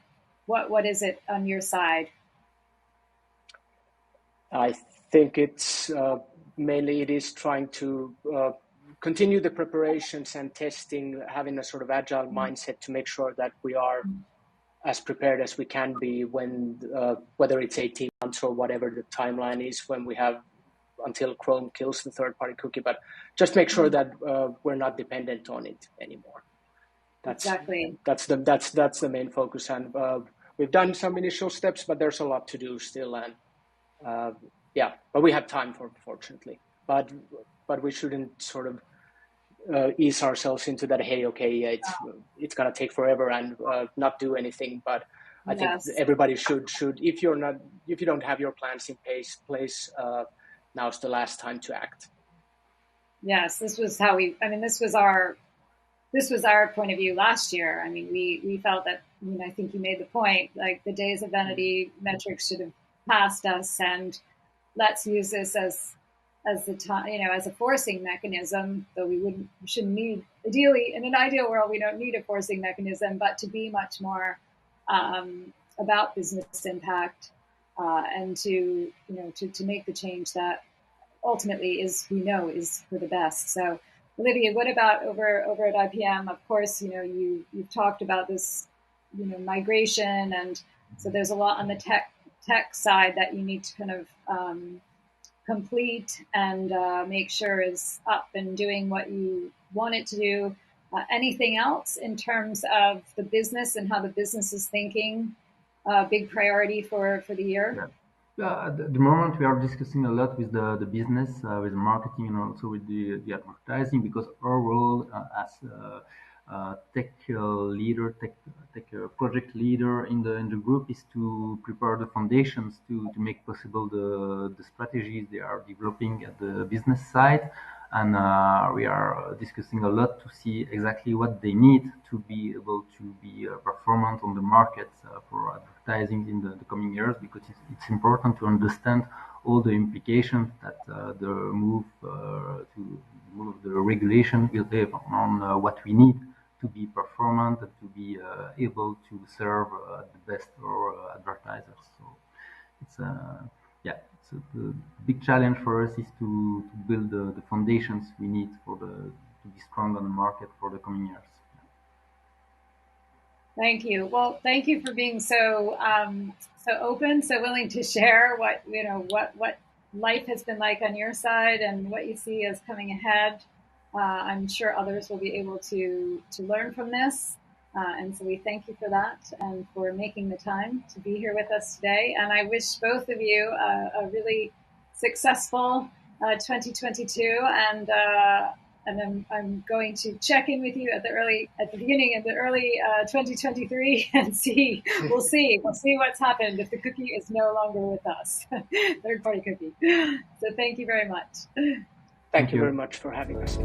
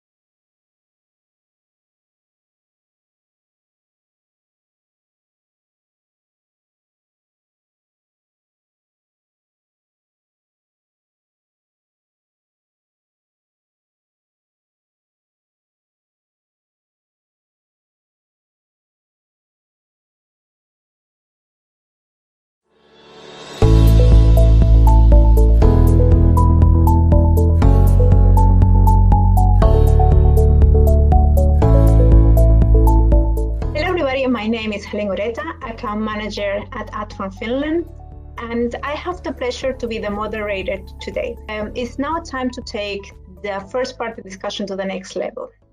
So, and try to help our audience to navigate to the latest changes. So, through all the last year, 2021, Adform has been seeing different publishers sending different IDs to us through the bid requests. And also, we have been continuously, sharing all these stats with you through webinars, sessions, and also, of course, through our homepage. Also, we have been having different discussions with agencies and advertisers around this, as well as conducting different sessions with them across all the different Adform markets. So as we can see, Adform has been very active, in this identity discussion. So today, I have the pleasure to have three excellent speakers with me, Elena, Anissa, and Martin. So let's start a round of introductions. So please, could you share some lines about yourself, about your business, and also your role within that? So let's start with Elena. Thanks, Helen. My name is Elena Morris. I am the Director of Product Marketing at PubMatic, the SSP. My team handles all things addressability and audience targeting here at PubMatic globally for both advertisers and publishers. So also deeply ingrained in the space, just as you are, Helen, at Adform. Prior to PubMatic, I was on the DSP side at Quantcast, focused on identity and privacy with our consent management platform, which I think is an important piece of this conversation. And I've also spent several years on the publisher side. So thanks so much for having me and for including PubMatic, and excited to speak with Anissa and Martin today. Thanks a lot. Anissa. Hi, I'm Anissa Connor. I'm a product expert at ID5, and I've worked at in a variety of product and client service roles in ad tech for about 13 years, including some time at Rubicon Project and IAB Tech Lab. ID5 is a privacy compliant first party identity solution that really aims to help publishers address their audiences better and advertisers run effective and measurable campaigns across all environments. And my role here is within product, so I'm really kind of focused on ensuring that the ID provides as much value, both with an accuracy and scale for our client, the users of the ID5 ID. Thank you very much. And last but not least, Martin Hill. Hi, yeah, I'm Martin Hill. I'm the VP of Solutions Consulting here at Adform. I've had 20 years experience in the industry, 10 years on the buy side and 10 years on the sell side. About 8 years ago, I wrote a little technology called header bidding while I was at the Rubicon Project that has now kind of grown into the project we all know and love as pre-bid. And for about the last 3 years, I've been focused on identity. Thank you very much. And Martin, I would like to ask you to help me to give them to the audience short introductions about this by answering one question. And this could be, could you tell us a little bit more about, how first-party ID are shared in OpenRTB today? So, for example, which type of different IDs can we see? Yeah, I mean, I think there's many different IDs. They're all typically shared. I mean, most implementations these days are header bidding. So there's usually a module from the different providers to be able to inject those IDs into the bid stream. It's not exclusive to header bidding. There are other implementations that can be picked up in various different ways, but they're usually sent along with the ad request or other event tracking that may happen, if it's on the advertiser side, for example. But typically, the IDs will enter the bid stream via the publishers, who will obviously gain consent to do so and pass them through to the rest of the ecosystem. So could you tell us, from what we can see at Adform, of course, which are the most representative IDs that we can see across the different markets? Yeah, I mean, I think it obviously varies from market to market. I think some IDs, have a slightly more global reach than others. I mean, I think we'd see that NetID is pretty big in Germany, for example, but it's also pretty exclusive to the German market. I think the largest global IDs that we typically see shared ID and ID5. And I think we see those, pretty heavily in the bid stream across multiple different markets. But they also have, their slightly different strengths in different countries as well. So that's, yeah, I mean, they're the main IDs that we see, but there are many IDs, right? There are probably 20 plus ID providers, and there are different strengths and weaknesses and feature sets, if you like, that those IDs enable in the bid stream. From your perspective, is there any region, or you can see, is there any region where we can see more first-party IDs coming in the bid request than third-party IDs at the moment? So I wouldn't say that there are regions where first-party IDs are greater than third-party IDs. Like, we still see third-party IDs, pretty much everywhere. I think, the question is probably more, are there regions where we see lots and lots of first-party IDs in a similar number to third-party IDs? And I think the answer to that is yes. And I think, we've been pretty vocal about, how we see across the top 1,000 publishers, all across Europe and the US, where actually that penetration of first-party IDs is well over 60% now. Thanks a lot. Well, it is clear that there are different types of first-party IDs out there, and the ID landscape will be very fragmented. And of course, this makes the decision, for our audience to choose one first-party ID, well, a little bit complex. So let's talk a little bit about this. But before we go into details, I would like to invite Anissa to give us a little bit of an introduction to ID5 ID. Hi, so ID5 is essentially an ID that is a first-party ID, so not reliant on third-party cookies. And we used both deterministic signals like hashed email address, where publishers do have logged in users, as well as probabilistic algorithms to reconcile users across domains and devices. And it's important that we use both the combination of deterministic signals and probabilistic, because there aren't a huge number of logged in users across the open internet. So a survey that we did last year actually found that over 70% of publishers only have less than 30% of logged in users. So really the buy side requires greater scale than that, and that's why we've implemented probabilistic algorithms alongside the deterministic signals to provide that scale as well as accuracy. Thanks a lot.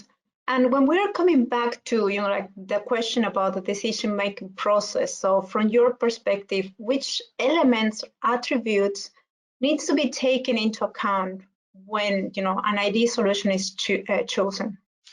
So I'd say there's a few kind of key things here. The first is going to be you need to choose an ID that's going to help you solve your core use cases. So for the buy side, that's going to be things like enabling optimization, frequency capping, attribution, etc. And for the sell side, you want to make sure you're going to monetize your inventory the best that you can. You're also going to want to be really careful about privacy regulations and ensuring any ID solution is respectful of local privacy regulations, and one that has wide coverage and adoption. And that means the provider that you should choose should have assigned IDs to a large proportion of global internet users, or at least certainly the users that are going to be relevant to your business.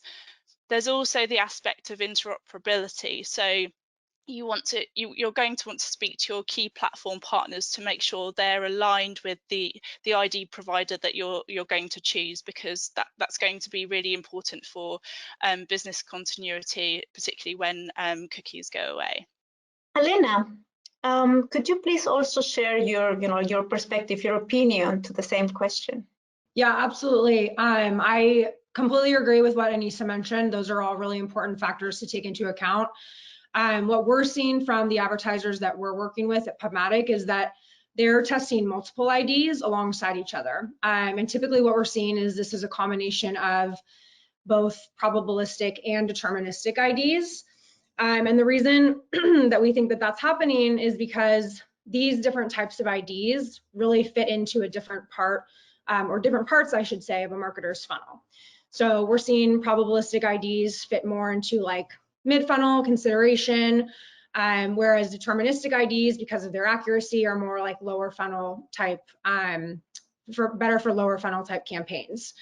So I guess one of the things that I would really consider as a buyer, and one of the things that we recommend is, think about the outcomes that you're trying to drive with a given campaign. Is it more upper funnel? Is it more lower funnel? And then test IDs within that tactic. I also think that another important consideration that Martin called out earlier is the regional consideration. So Martin mentioned in the European market, there's a lot of activity and scale against ID5 and NetID, and I certainly think that's true. But I think it's interesting that in the US market, we're seeing a lot more activity against Ramp ID and Pano ID. So one of the things that we're talking to advertisers about is like, think about, you've started testing, you're getting engaged. Don't forget to think about what you're doing globally and how it's going to differ by different regions. So that's something that I would definitely consider. From the publisher perspective, it's all about like, where do your advertisers want to run against? So Anissa mentioned optimizing monetization. What do your advertisers want to run? You need to have those IDs present on your page. And then just lastly, what I would say generally is that for both publishers and buyers, we're seeing that the addition of first-party IDs is really impacting in a positive way monetization for publishers and scale and reach for buyers today. So we've really shifted our thinking from like, this isn't something that we need to be testing, like it's beyond testing. Like we just recommend adding in IDs as part of, the best way to like optimize your audience targeting. So yeah. Thanks. So it sounds to me that, at the end, our clients will be having different type of IDs, following different purposes. So Martin, which is your opinion about like the same question? Yeah, I mean, I think it's a little bit of a back to the future moment, right? Because I think we've got a scenario where advertisers think that they're talking to their whole audience, but they're not. They're really talking to their audience that are in Chrome, where third-party cookies exist. And today they're already not talking to their audience in Safari and Firefox, where third-party IDs don't exist. So enabling first-party IDs is actually talking to the rest of the audience that they kind of think that they're already talking to. So then it gets down to, you want to reach your whole audience. This should be part of your standard strategy. Now, how do you start enabling the features and functionality that you want to drive the outcomes, as kind of Anissa and Elena already touched on?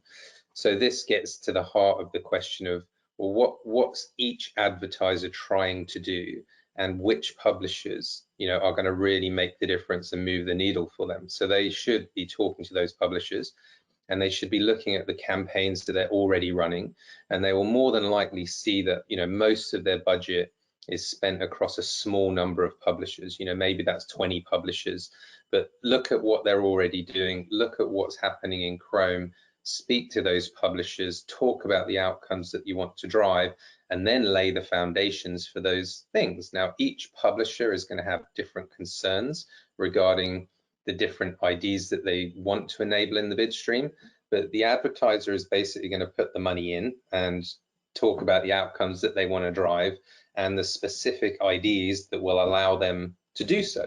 So, whether that's a universal ID, whether that's using clean rooms and using publishers provided IDs, there are different approaches to unlocking those different feature sets. But ultimately, it's going to come through that conversation between advertisers and publishers, making sure that together they can help each other reach and drive the right outcomes. Excellent. So talking about publishers, so when it comes to publisher, Elena, could you tell us a little bit more about the most common questions and concerns from publishers when choosing a first-party ID? Yeah, absolutely.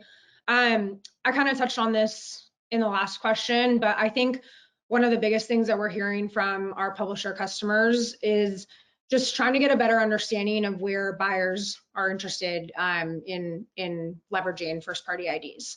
So this could be either like the way or the places where we're seeing dollars flow through the PubMatic pipes and like what IDs are being leveraged there and what we see in the bid stream. But it's also about helping our publishers like have those conversations with their advertisers on their side. So what do their advertisers want to run against? What do they want the publisher to adopt? And that will kind of help guide the publisher's decision in what they want to be running across their sites.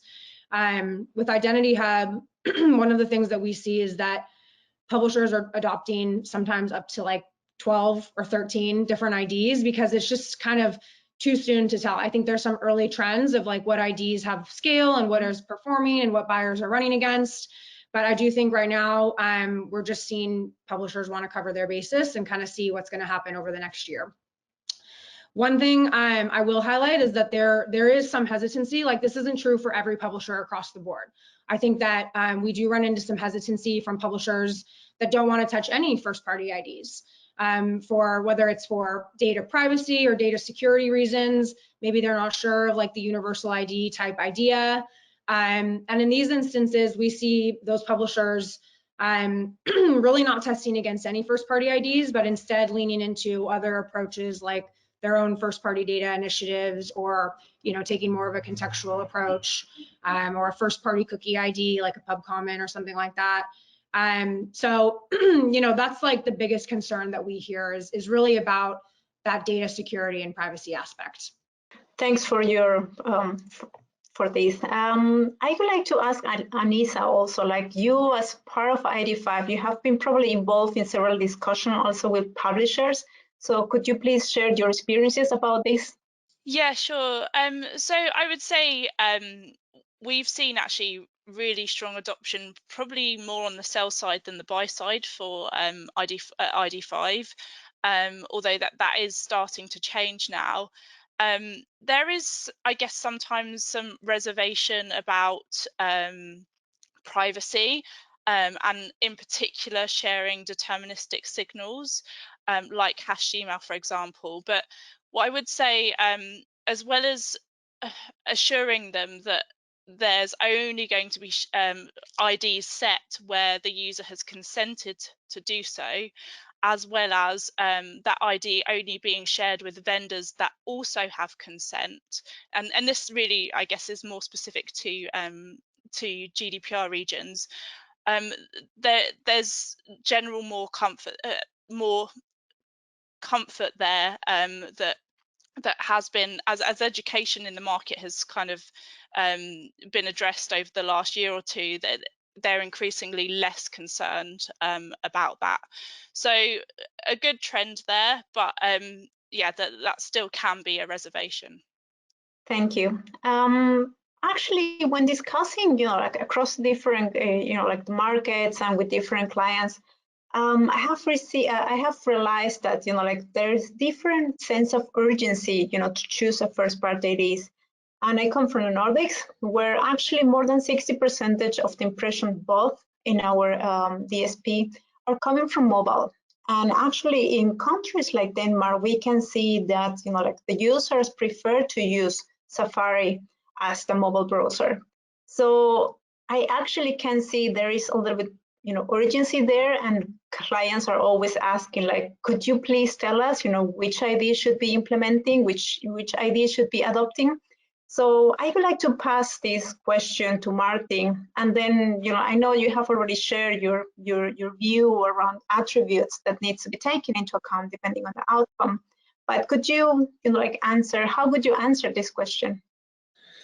So, I mean, I think it's an interesting one, and I think ultimately it's going to come down to, the question for publishers is which ID is going to bring the money, and I think the answer to that question is obviously the advertisers need to start backing their horses on which IDs that they need to be using, right? And there's going to be, I think, a happy crossover where there's not going to be one single ID to rule them all, but there's going to be multiple IDs that will be involved in a marketing mix. And I think advertisers and publishers will need to kind of get on board with that. And obviously we'll need something to help kind of traverse that. But really, I think up until now, advertisers have somewhat got a view that, either it's a problem that they haven't necessarily really needed to get involved in, because ad tech will kind of fix this problem for them, which obviously isn't quite the case. But equally, it's going to all be outcome driven, and I think publishers, like we've heard already, that they are going to have concerns over privacy, around GDPR, about which IDs they want to link data to, what functionality specifically is attached and associated with each ID, which also means there are going to be certain things that they will be happy to allow with different types of IDs as well. So all kind of going into the fact that throw that across different markets as well, and I can probably see a world where there's going to be 3, 4, 5, 6 IDs that are really generally in people's marketing mix. True. So actually, I think we have tried today, or with this part of the session, try to give a little bit of advices to our audience, like to give them some ideas how what it needs to be taken into account when they are choosing the IDs. So now let's talk a little bit more about the issues and improvements.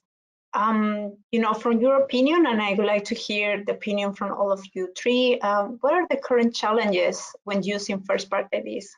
And also, what kind of potential improvements do you see? So let's start with Elena.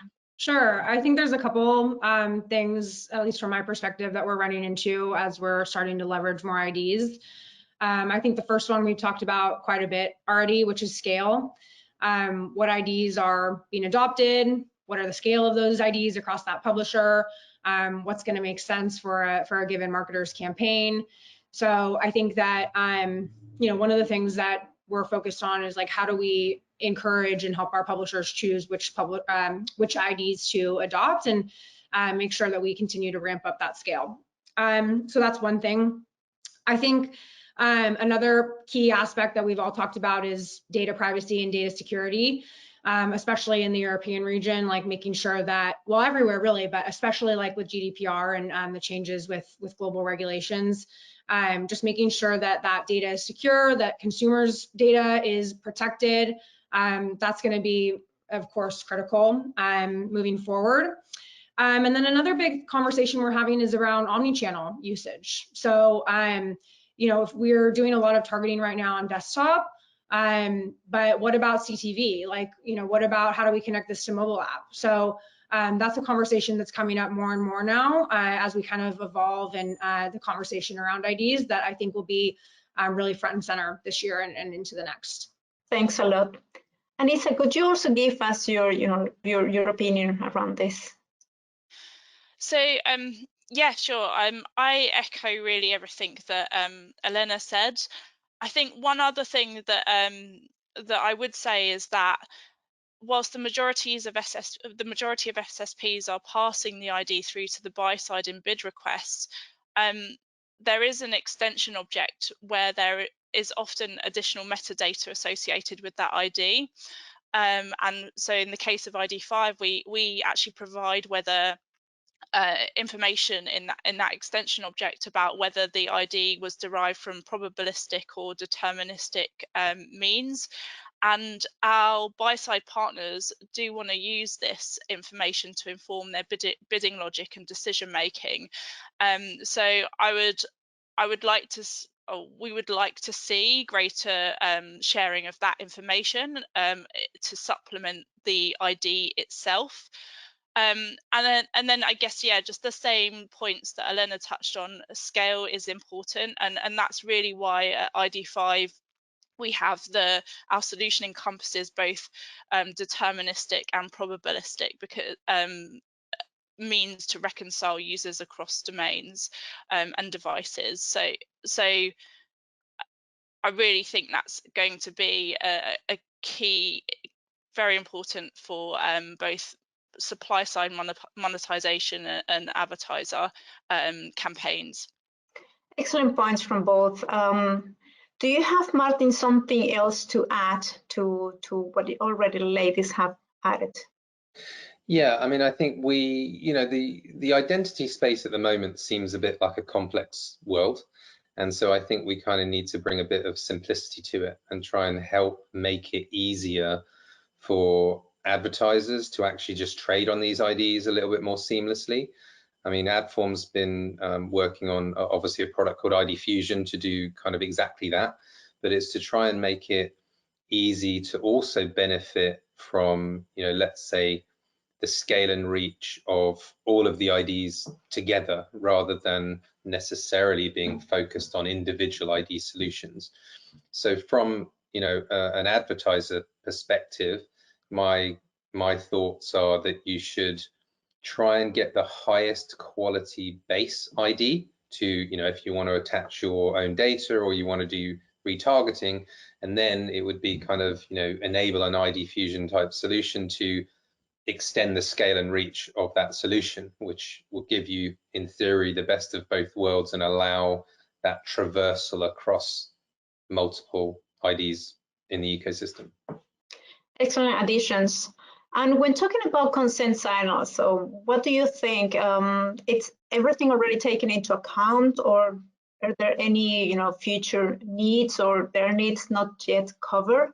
So I would like to hear, and let's start with Anissa. Yeah, sure. I would say there's a couple of things to say really, and I would say it's going to be really increasingly important that the value exchange between a consumer and publisher is really simply articulated, and it's just as easy for users to give their consent as it is their dissent. And another thing that's kind of coming up increasingly is that we're seeing brands and advertisers increasingly wanting to leverage first-party IDs like ID5 to activate their data and use it as a basis for targeting, optimization, attribution, measurement, etc. But we haven't seen as much adoption of the transparency and consent framework amongst the buy side as there has been on the publisher side. And for us, that's kind of meant having to find some custom solutions to capture and propagate consent through the supply chain. So I would say it would be great to see a bit more standardization there. Thank you. Elena, could you tell us your point of view? Yeah, I completely agree on the standardization piece. I think one of the really challenging parts about gathering consent is that consent requirements and the frameworks differ by region. So consent under the GDPR is guided by the TCF, whereas consent in California is completely separate, where, with Canada, with Brazil, it's all very different depending on where you go. But the reality is that these regulations are popping up everywhere. So it's going to be really challenging in the future for both consumers. That creates a really negative consumer browsing experience. If you're constantly needing to provide your consent in all of these different ways when you're traveling or whatever. So that's one challenge of that. And then the other challenge is for the ad ecosystem, how do we gather all of this consent? What are the standards that we need to live up to in California versus New York State versus France versus Singapore? Especially from the publisher perspective, that's really challenging to navigate. So I think that one of the things that we should really strive for as an ad ecosystem, and I know that the IAB is leading something around this, is how do we have standards globally? What does that global framework look like? What is the simplest and most straightforward way for us to get this consent that we need? Because it is really important, I think, for the future of digital advertising. But right now, it's just it's becoming more and more complex globally, from the regulations to the collection to the sharing.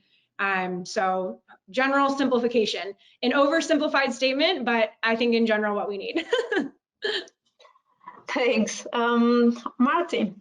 I think I probably just want to echo exactly what Elena just said, right? I think I'd love to see something that's a bit more simplified.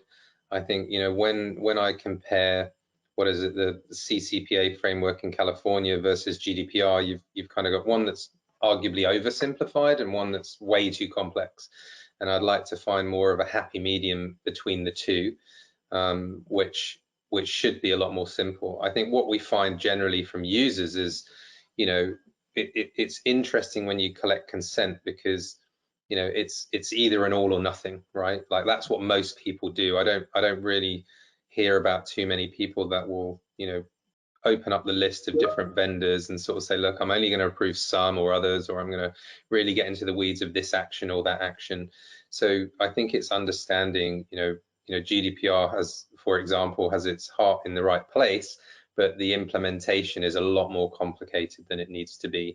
And maybe actually that simplification is probably the biggest thing that we could look to achieve in a global way. I think I couldn't, echo Elena's statement any better. Excellent. Thanks a lot for all of you. So we are coming slowly to the end of the panel, but I have one question more, and this is related to one of the Google announcements that around encrypted sign-offs. So as you might have heard, so Google has announced, you know, like they have introduced an alternative for publishers to share first-party IDs with Google programmatic demands, and they have called it publisher-provided identifiers. So, you know, similar to that, they have also announced that they would like to launch this feature called encrypted sign-offs so that the publishers can also share first-party IDs to other trusted buyers. So I would like to know from you, like your opinion around these announcements. So on this time, I would like to start with Martin. Yeah, I mean, wow, there's a whole lot wrapped up in there that I could say, I think, but maybe not for this panel. But, you know, I think Google made an announcement a while ago that said, look, they're not going to do any developments with first-party IDs. And I think what we're already seeing is they're doing developments with first-party IDs. I think the backdrop is Privacy Sandbox, and, you know, let's say their proposals to close out third-party cookies, and that has fallen at the first hurdle. You know, I think this privacy-centric solution couldn't run in Europe because it's already not GDPR compliant, which, you know, doesn't make a whole heap of sense. But if we, you know, circle back to kind of the question, you know, I think what's in it for Google, right? I think is the real question here. And obviously, you know, Google has a big walled garden that they've tried to extend to the entire internet. And I think, you know, they've got a lot of people logged in. They spent a lot of money getting people logged into YouTube, to Android, to Chrome, you know, all of their services, Gmail, etc., Maps. You know, they didn't give these away for free for nothing. It's to make sure that they know exactly the identity of every user all over the internet. So when I look at these encrypted signals, you know, my first thought is they're just trying to round out the numbers, right? They're going to try and make publishers fill in the small gaps for them.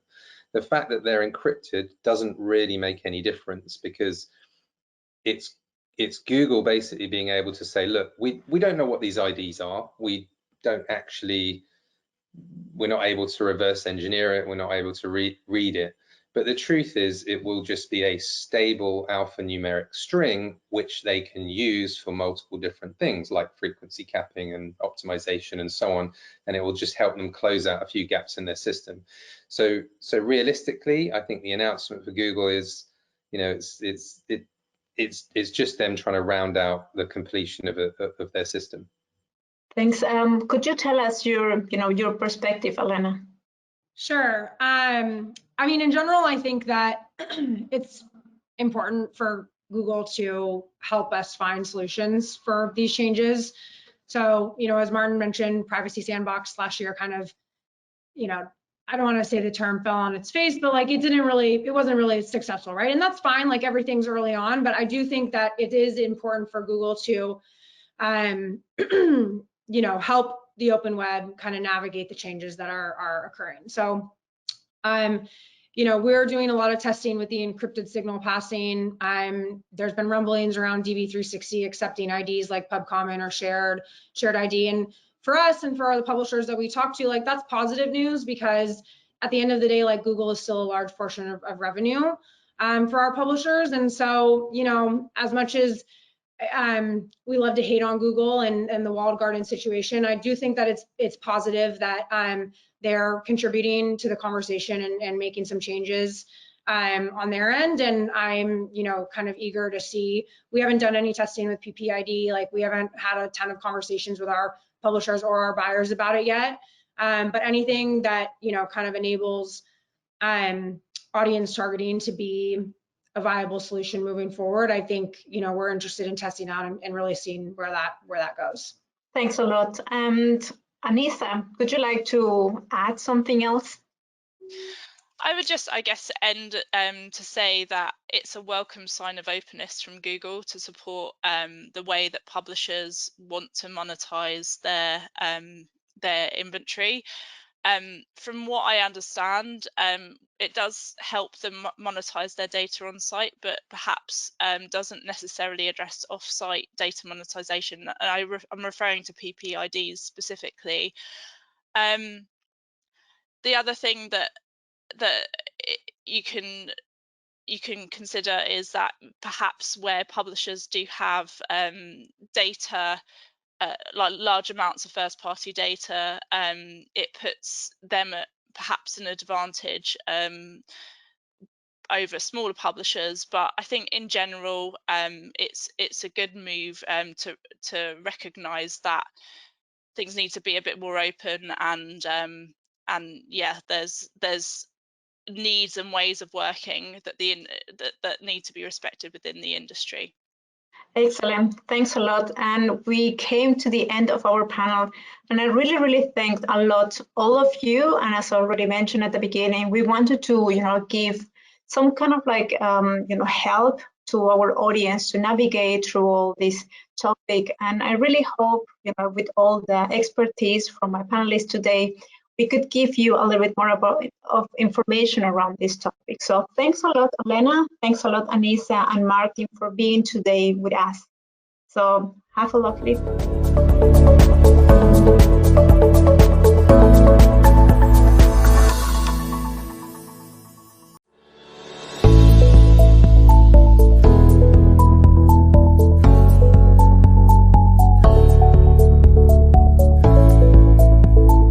Hello, and welcome to this session of Identity 2022. I am Matthew Roche, the CEO and co-founder of ID5, and I'm very happy to have Chris Beckett join me today for this session. Hello, Chris. Hey, Matt, how's it going? Thanks so much for having me. No, it's great to have you. We're very excited to have a chance to have that discussion. As you can see in our beautiful background, it's a fireside chat here, over there. It's a fireside chat with a virtual fireside chat. Warm setting for a warm, cozy winter. Exactly. It's totally on brand. And the topic here today is to talk about privacy-focused identity, because for the people who don't know about Deep Intent, you guys operate in a very kind of regulated industry. So, well, first let's kick things off with like a presentation of Deep Intent. Who is Deep Intent? Sure. So thanks again for having me. Deep Intent is a healthcare DSP, and we are specifically focused on a couple different things outside of just being another generalist or kind of vanilla DSP.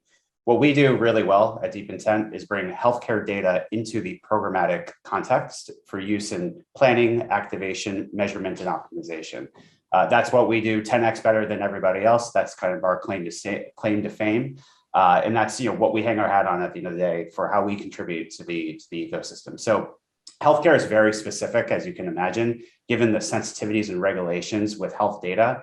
And so what we've done at Deep Intent, we've built a lot of IP around how to bring that data into obviously the digital advertising ecosystem in a privacy safe, compliant way. Just for context, my background, actually, I come from the healthcare side. I used to work at Memorial Sloan Kettering. I was a data scientist at a cancer hospital here in New York. And so my background has always been, health data, got my degree. Handling healthcare data. Handling health data, saw kind of the fragmentation in the health data ecosystem, which actually kind of surprisingly is going to somewhat in some predictions that we'll talk about later. I think that kind of balkanization of identity and data, it's probably going to be something similar to where we're going in the future. So anyway, super excited for what we're doing and in this conversation. Cool. And how old is Deep Intent? When did you start the company? Started 6 years ago. 6 years ago. Okay. Yeah. So it's been like a second or third generation ad tech company already, and very kind of data focused from the get go. Yeah. I mean, we were definitely late to the game as a DSP. I mean, all things considered, we started in 2016, so there was a lot of DSPs already at market. But the specialization, obviously for healthcare is kind of what we've kind of carved a niche out for, and that's been, super helpful for our clients. And how geo-specific is it? Do you operate only in the US? Yeah, it's mainly operated in the US. Okay. And there's obviously every single market has its own regulations around health data, who you can even serve health related ads to. For example, you can't serve patient ads in Europe. Just you can't do that, right? You need DTC. So as you know, so obviously physician targeting is a bit different, right, here versus there. Okay. And so tell us about this approach that you have to data. As you say, highly regulated. That's your unique kind of source. What can you tell us about this approach? What makes it so specific and also so kind of operating under constraints in a way, right? So difficult. Yeah, so I think it's important for people to know kind of how pharma typically sells products, right? And how they sell drugs and get their drugs out in the market. So traditionally, there's been a huge sales force, right? Pharma has sales reps that go into the doctor's offices to drop off samples, educate the physicians. Hey, I have a new drug. This is what it treats. These are the indications. This is how you prescribe it. This is where you can get it. And so that has been kind of for decades, the status quo of how pharma has typically sold their product into new markets, whether it's a new launch. They activate this, tens of thousands of sales reps across the country. They bring the drug in, they educate the physicians. So what happened was, there's always been an interest in this idea of omni-channel marketing, right? And I think well before COVID, that was a big thing. But then once COVID hit, that's when we really saw the kind of onset of really the drop-off of in-office physician touch bases, right? So technically, as a physician, you were not allowed, right? You just weren't letting sales reps in. Anybody who wasn't absolutely critical to treating a patient was not going to be in the office during COVID. So that kind of change in dynamic really definitely kind of started to, when all of a sudden you have a channel that totally turns off, that in-person sales rep turns off, they only could go to digital, right? So what we saw in Deep Intent was this massive deluge of interest from kind of using more traditional channels to activate and sell, pharma product and come into the digital context, right? And come into the digital platform. So Deep Intent, kind of right place, right time. We had built arguably the best one-to-one physician targeting platform. And the interest here and kind of the specificity or why Deep Intent and why you can't do this on another platform, another DSP, is that we've built our own identity graph, all keyed off what is the NPI, the National Provider ID number. That's kind of the social security number, if you will, public for every single prescribing individual in the country. And so what we have is we have every NPI tied to every email address through a series of partners who collect that data on an opt-in consented basis. And so what we did is we took that data, onboarded it, right, and made that activatable within the programmatic. The Deep Intent DSP. That's right. Okay, that's really fascinating. How can you give us any idea of that? You talked about that shift or that acceleration. Do you have any numbers supporting that the notion that the market shifted to like an in-person sale to a digital sale? I mean, it's obvious, but just kind of as we saw sales reps were not allowed in for over 80% of offices around the country, right? And so that we saw literally entire specialties just drop off, right? Like there were no in-person meetings in that kind of March, April, May period, right when COVID first hit. Of course, things have started to come back, but pharma, the marketers have always been inclined to do a natural test, right? Or do a test of some sort, which this provided a natural test to do it. What would happen if we just took all the sales reps out of the field? And could digital actually replace a lot of that? What they found was, indeed, it actually does work pretty well. Actually does work. Yeah. Real life A/B testing. Yeah, exactly. It's those natural tests. I think COVID provided that for a lot of industries, but for us specifically in the healthcare provider marketing space, that was a natural test that just happened to happen here in the US at least. Okay, really interesting. Yeah. So let's dig a bit more into this identity graph that you guys have built, keyed off the NPI you said. Yeah, that's correct. For the healthcare provider side. I haven't talked yet about the patient side, but I'm sure that'll come up later. Yeah, I'm sure it will. How many? Just give us an idea. How many national prescribers are they in the US? So in our platform, there's 1.6 million that you can access on a one-to-one basis at any given time. And so every day we see about 75% of them active online with an opportunity to serve an ad in front of them. And that spans between any channel, so any connected device, whether it's a cell phone, a laptop, connected TV, audio streaming, any device that we can serve an ad to. That's how we have it connected. Okay, so 75% of 1.6 million. So, I mean, it's a big number, but with like, if you compare that to like, I don't know, a Ford or a like it's a very niche audience that you're trying to reach, right? Needle in a haystack. Needle in a haystack. Very valuable needle, but still big haystack. Exactly. And that's reflected, obviously in the pricing and how you can access that. So when we buy an ad for a healthcare provider, we typically win that placement, right? Because that is such a high value individual especially for the ad products that we're serving and trying to raise awareness of. So yeah, our platform, and you asked the question kind of how it all works. Our philosophy at Deep Intent has always been about kind of this hub and spoke model. So basically being agnostic to the different sorts of data providers, identity data providers, even the clinical data providers. I mean, we have the idea, this notion of a hub being the actual individual. And so that usually is some sort of offline representation that's stable over time. And then we use various different partners to help make those spokes to connect them into CTV or to connect or a computer or exactly, a cookie ID or okay, all right, clear, very clear. And so what are some of the challenges that you face because of this kind of needle in a haystack approach, right? Like how is there specific kind of inventories that you're kind of have to connect into that are kind of complicated to get into, or you talked a bit about this kind of bidding strategy, which is I'm assuming like you're bidding quite high to make sure that you can reach those users. Can you tell us a bit about that complexity? Because I'm sure, I mean, a lot of brands and publishers who are listening to us are like, well, I have this kind of niche audience that I need to reach into as well. What can they learn from you guys?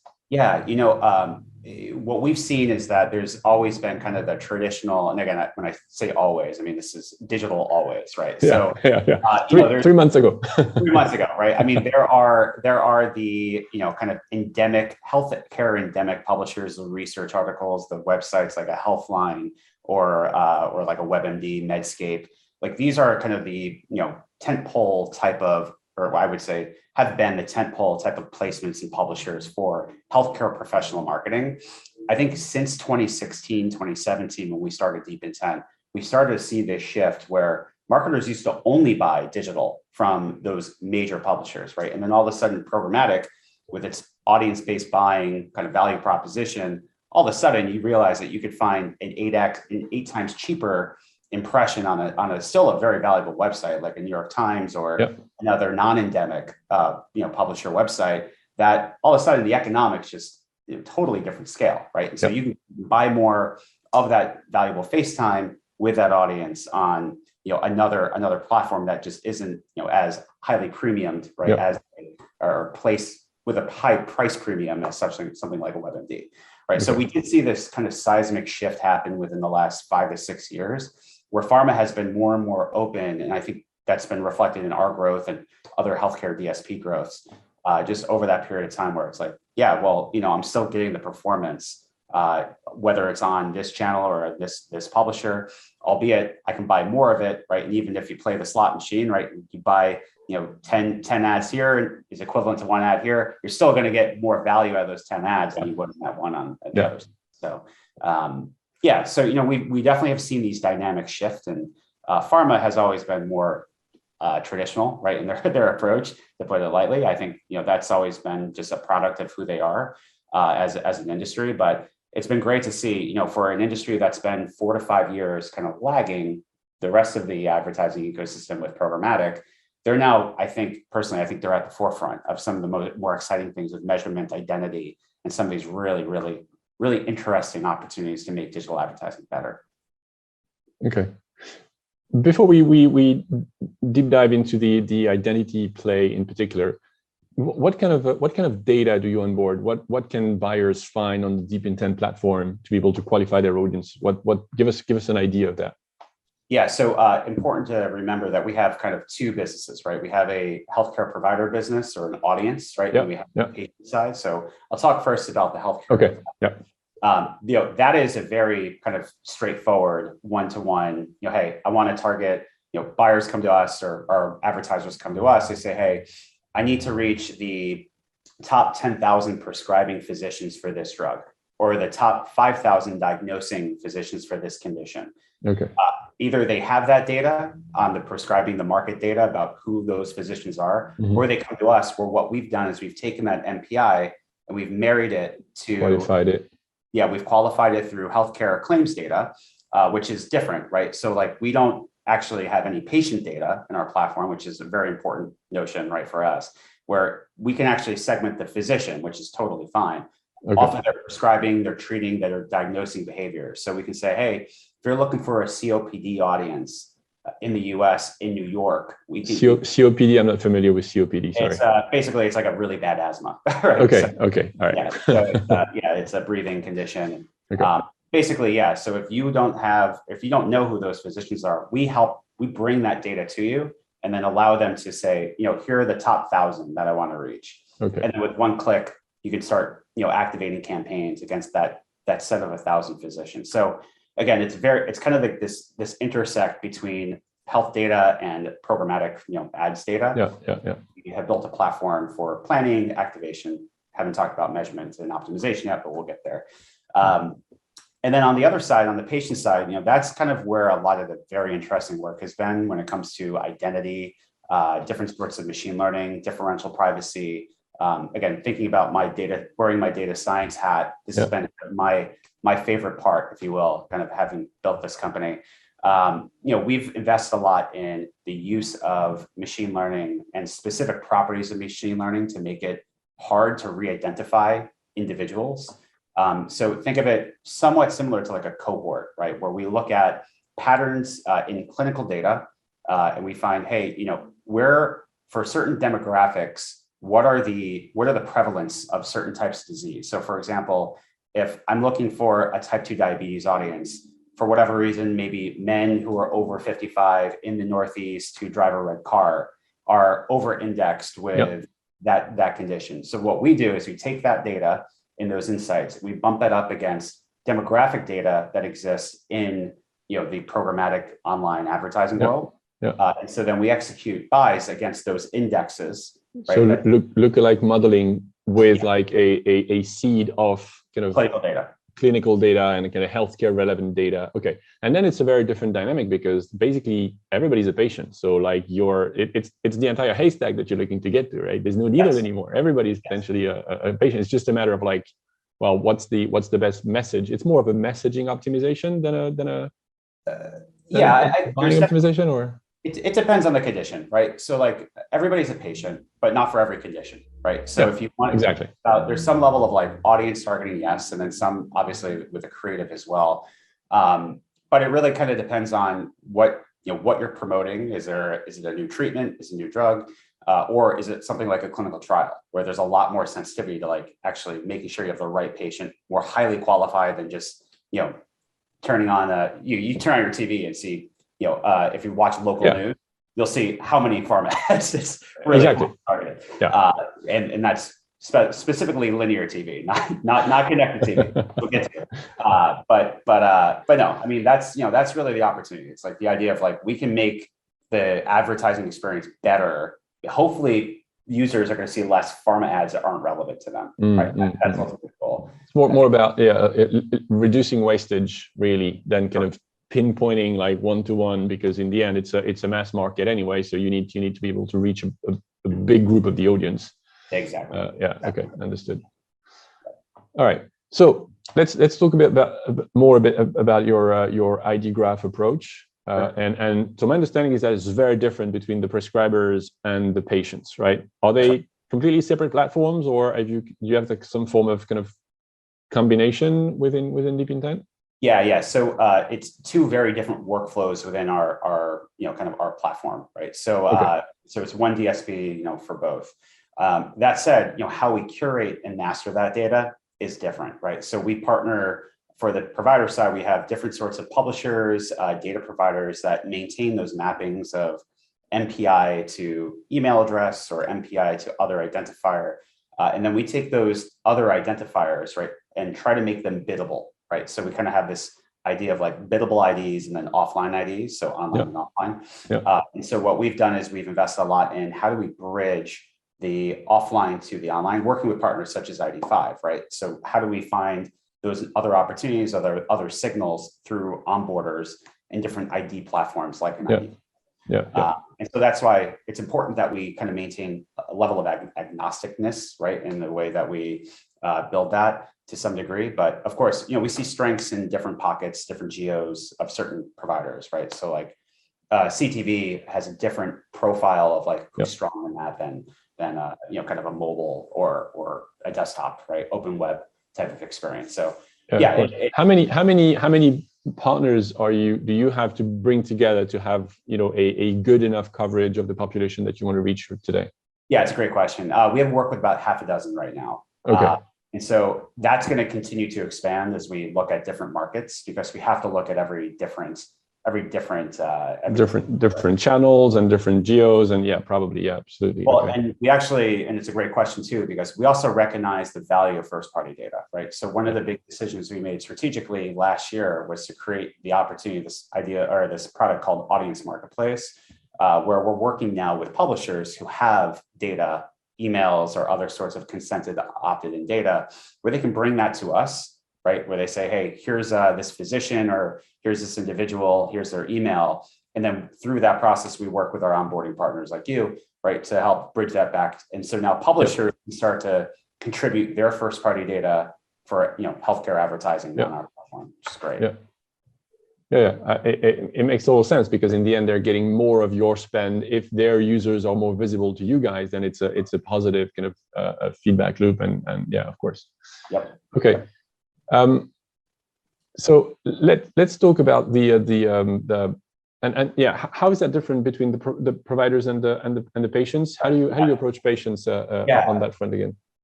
Great question. Yeah, so on the patient side, it's a little different, right? So we use consumer demographic data sets. We partner with Epsilon. Epsilon's a great partner of ours. We're, again, agnostic to the types of data we have on that side. But again, if you think of that hub and spoke model, the consumer demographic data and those kind of consumer IDs makes the kind of spine of our patient graph. And so again, thinking about the way we actually activate against that, we look at demographics, right? So demographics are very important. It's how we bridge kind of clinical insights back into the online world.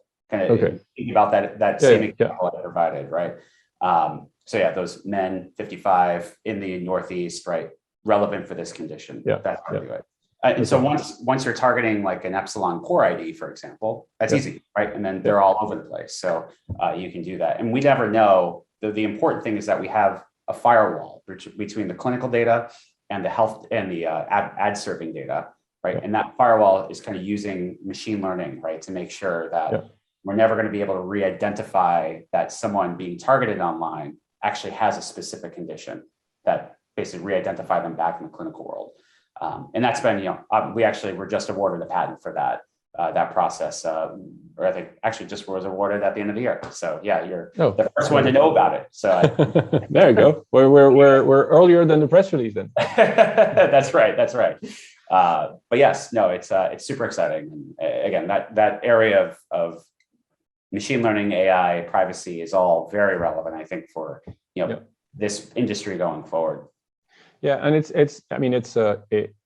the world of like deterministic identification is probably coming to an end, and so as machine learning and identity are becoming kind of one and the same, because overall it's more about having enough certainty, enough guarantees, but we don't have even in the creation of the 85 IDs, right? There's a lot of probabilistic approaches, just because that's how we're going to be structuring the world going forward.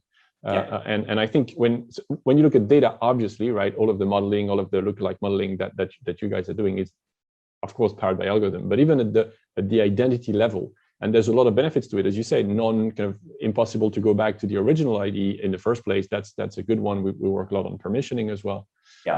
it's becoming, I mean, for a data scientist like you, it must feel like the day has come, right? Finally. Day has come. Yeah. Unfortunately, I'm now managing more than I am actually in the weeds. So, but that's my problem. But no, I'm sure you're still spending a lot of time in the data set yourself. Oh yeah. I still have my IDs fired up, and I can query the data still. So that's my mark of still being able to get it done. Yeah, absolutely. But yeah, no, it's interesting, and I think for the idea of, and I think just to ride on what you were saying about having the ability to do targeting in a non-deterministic way. When Flock came out and that proposal was kind of kicked around as being the leading contender, I mean, we had actually been able to come up with a way where we were actually still going to be able to do patient modeling, right, or patient targeting against Flock cohort IDs. And so that level of flexibility, it doesn't really matter what the ID is in the online world, as long as you can find a way to connect it back in a privacy safe way back to your seed data set for lookalike targeting. So that idea, I think there's so much opportunity in that specific area of kind of privacy and like you said, data science, machine learning, that it's only going to become more and more interesting, especially as we look at different proposals from like Mozilla, Meta, Criteo, Trade Desk. Like everybody's working really hard on this problem. Yeah. What would you say are the key kind of the key USPs that you're looking to get to? Obviously kind of privacy compliance, obviously kind of scale, right? What are some of the other kind of arguments that you're looking when you're looking at people like ID5 or kind of other ID providers and people who are helping you basically execute on your promise to kind of form advertisers? What are the things that you're looking for specifically or precisely to see like, yep, this is someone we want to work with? Yeah, so we're looking for strength in areas that have, well, two things. Strength in just the approach, right? And one thing that really impressed me about ID5 was just the approach of being able to have both deterministic and probabilistic, kind of setup, and also having kind of publisher direct relationships. I think that is so important. I personally like thinking about long-term where it's going to go. First party data is, I mean, those IDs are not going to go away, right? New York Times can collect, emails, subscriber data. That first party data is going to be highly valuable and highly coveted, right? So I think that what ID5 has done, they have a technically sound and commercially sound approach that it makes a lot of sense for why we would want to partner, right? Because in the future, yes, this kind of server to server type approach does make sense in my mind, kind of being somewhat technical from my background. I think there's others out there that are a little shaky. And so I'm obviously I can say those, but there's other methodologies that like, I just, for some reason, I can't wrap my head around, nor do I feel comfortable thinking that that is going to be privacy safe, compliance with regulation. Like that's, those boxes have to be checked in my mind, where it's all about consent. Privacy compliant, consent, scale. Would you say scale is still an issue? Is still something that you're looking to get? Because you said you're working with six people in that space, right? I mean, if you need to work with 10, 15, 20, 60, 100 to get to a decent scale, it's useless. So you probably want to concentrate around. Deduplicating the kind of kind of the overlap is something that we look at. Certainly that's something that we try to manage. But at the end of the day, we're kind of in this point where we have to put a lot of stakes into the fire to make sure that we can evaluate them even, right, and evaluate new ID providers. I think right now we're bloating, right, but then all of a sudden when time does come, we'll trim it down. We'll make sure that we have a robust and the market will consolidate naturally, right? It has to be a consolidated market by default. It cannot be you cannot have hundreds. It's a currency, right? And a currency is only valuable if it's scalable and if it's used by a large part of the industry. Otherwise, it doesn't work. So. Currency is the right word. It has to be something that you can trade in and it needs to power the economy, right? And that's also what currency does. So we do, we feel very strongly that ID5 is a great contender for the future too. Thank you. Appreciate that. So let's talk about 2022. We're at the beginning. So this is recorded on the 10th. Obviously, you guys are watching it on the 26th, but still, right? It's early in the year. What are you looking forward to? It's going to be a busy year for advertising and advertising technology in general, with a lot of things that are kind of in the process of migrating to a new identity world, a new data management world, right? New regulations coming into play. Anything like in that space, and maybe in pharma in general, right, that are going to be critical for Deep Intent in 2022? Yeah, I mean, we have a lot right now going on in our product pipeline, and I'm sure my product team is listening to this, and they're happy that I'm not committing to anything necessarily right exactly. now. Exactly, don't add anything to the list. But no, I mean, we've always been very aggressive with product and the products we build, and we've built a lot of tech. Where I see the next, this year specifically, I think we've had the years of mobile, right? We've had the years, right? That's kind of been there in the past, but I really think this year, especially for pharma, it's going to be the year of connected television. So we have a lot of product that we are building specifically to support the $4.5 billion industry that is pharma advertising in the U.S. in television. That share shifting is going to happen in a very profound way, and just continue to accelerate, over to connected television. Audiences just aren't in linear as prevalent as they were beforehand, right? And so, especially since 2 years ago, right? Exactly. A lot of people have moved over there, so that's been an accelerating factor for you guys. Correct. Yeah. And so what we've done is we've, both on the commercial side, partnerships as well as tech and data, we are building a set of tools, right, and integrations that are going to make it really easy for farm marketers to apply all the same technology that we've built in the open web. For some of the use cases I mentioned before about planning, about activation. We didn't talk much about measurement and optimization, but that's another big area as of last year, right? That we can actually start to calculate the script lift, right? Or prescribing behavior change of physicians on our platform too, which has been, definitely game changing for a lot of clients. But we're going to take all those same capabilities and convert that over into the connected TV space and do that in a very robust way. And so there's obviously different challenges there. You have household level targeting, IP level targeting, right? It's very different, but it's still going to be, the idea is that the smoother we can make that transition, where it's CTV is just yet another channel within the overall programmatic kind of repertoire of inventory, then the easier it'll be, because now you can orchestrate cross-channel buys across any. And also the data, like the intelligence that you get on one end can be used on the other end, right? I'm assuming the platform, the data, kind of the underlying data intelligence can be deployed across all channels, right?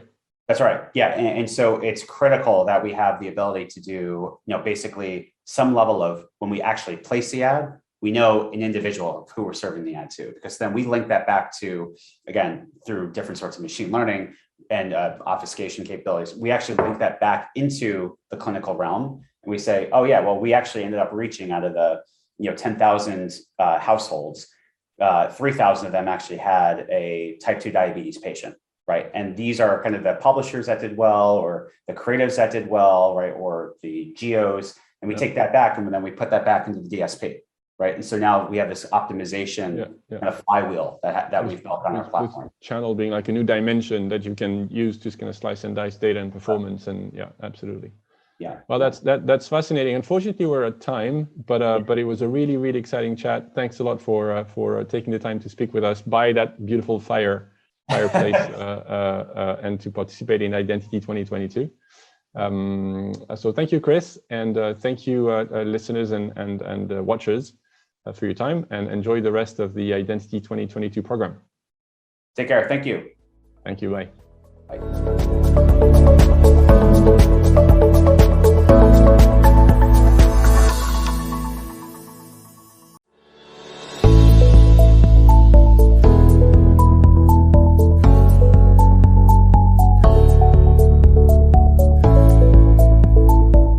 Joanna Burton, and in this session of Identity 2022, we wanted to talk through the details of a recent digital advertising campaign into the details of a case study.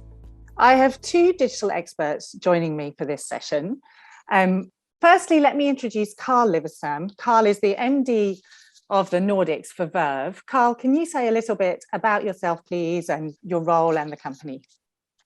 Yeah, of course. My name is Carl, and I am Managing Director of the Nordics market at the DSP Platform 161, which is part of Verve Group, who offers consumer-first advertising solutions. Verb Group essentially consolidates data, demand, and supply technologies to create better business outcomes in the advertising industry. Thank you. And I also have Jacob Nilsson, who is the Sales Director, Advertising Solutions for Northern Europe for Pubmatic. Jacob, thank you for joining us. Can you tell me a little bit about yourself, your role, and the company in the Nordics? Sure. So my name is Jacob Nilsson, and I've been working at Pubmatic for about 7 years now. So I'm in the Advertiser Solutions team, as you said, meaning that my main task is to help buyers in the Nordics, such as Carl, connect with our publishers in the most efficient way. And Pubmatic is the leading independent SSP in the world. Fantastic. Well, it's great to have you both here to provide some insights. Let's take a step back, first of all, and let me ask you, Carl. So the advertising industry is really undergoing a lot of changes at the moment. As we see, buyers are faced with challenges when they want to reach the right consumer at the right time in a privacy compliant way. What options do buyers have when they're looking at this issue? Yeah, so there are a number of opportunities available to still, and in the future also, reach the right consumers. And as you say, like more importantly, in a privacy compliant manner. I will mention 3 of the main solutions we are looking at, which is 1, universal IDs, 2, contextual targeting, and 3, on-device cohorts. Universal IDs, to start with, provide a privacy compliant and interoperable way of tracking users, independent of any tech provider. Universal IDs also eliminate the need for continuous syncing between the ad tech platforms on the demand and supply sides. Moving forward to contextual, contextual has not only been around since the early days of the web, it has also been a common practice in the non-digital media since the very beginning of advertising. And contextual targeting is gaining traction again, as it does not require any consent, and it works across all different kinds of environments, such as desktop, mobile, CTV, audio, and so on. And at last, we have the cohorts, where various ad tech providers and publishers now are working on anonymized audience targeting solutions that group users together based on a common criteria, for example, context. And these groups or cohorts eliminate the need for individual targeting and other privacy concerns seen today. So in simple terms, large groups of people with similar interests or online behavior are clustered together locally in a way that they remain anonymized. On-device audiences are generated locally on the device, and only the audience segments are available for targeting. So the user data does not leave the device, ensuring absolute anonymity. To give an example from us at Verb Group, we have developed a proprietary on-device activation solution called Atom, which is short for anonymized targeting on mobile for brands to reach the right audiences on mobile and increase return on ad spend without compromising any user privacy. So as one can see, there are quite a few options that all players can leverage and continue running campaigns with positive outcomes. Brands should focus on addressing audiences through a variety of channels and choosing the one that makes most sense for them in specific situations. That's a really useful answer, and great to have those different options laid out there. When it comes to the publisher side, Jacob, what do publishers expect from identity from their perspective? So it's quite simple. So a greater yield for publishers and ROI for advertisers. And most importantly, a greater experience for the consumer. The opportunity here is to truly understand the efficiency of independent ID solutions and to have more control over data. That will allow brands and publishers to build better relationships with consumers. Carl, what do advertisers expect from these different options that you laid out, and especially when it comes to something like a universal ID? Advertisers always expect results and progress in every way. So with that being said, like, advertisers expect the tech providers and us to create progress on adoption. They demand that we are creating progress in the ecosystem quality and progress mainly from the good old cookie, running away from that. And on the results side, they expect results continuously in their media campaigns, meaning an increased reach, increase in brand lifts, increase in sales, and so on. So that is what the advertisers do really care about. And how do we measure progress for an advertiser? What do they want to see from you when you show progress? I would say trust, that they feel safe, that they are still running campaigns towards their audiences and not feel that they are missing out on anyone. They want to see progress in the terms of not everyone screaming around catastrophic events, you know, the cookie crumbling or the death of cookie. That is, there are topics around that all the time, and advertisers don't like that. They feel insecure. So by the means of progress is mainly about the feeling of trust and safety in what they're doing towards the industry. So they can feel more confident in their practices, and they can see the growth in adoption and the growth in usage, and that one reinforces the other. Yes, with the underlying kind of mean, we need to see results this way as well. As long as we are seeing the adoption, we will see an increase in reach. With the increase of reach, you might see an increase in brand uplift. With the increase of brand uplift, you will see increase in results and sales. So there is a funnel for this. Great. So when you speak with advertisers, with the brands and agencies that you work with at the Verve Group, how do you recommend these alternatives for them? How do you guide them through what their approach should be? The first one will be to be open-minded and proactive in the means of trying out the different kind of solutions. We are always recommending everyone to explore, try, evaluate, fail, try again, evaluate, and continue to do so in order to find the different kind of solutions that fit them the best. It could also be all the different kind of solutions, but to continuously try, fail, and evaluate and try again, you will find results. And besides that, be interested, read around the topic, understand the ecosystem even more.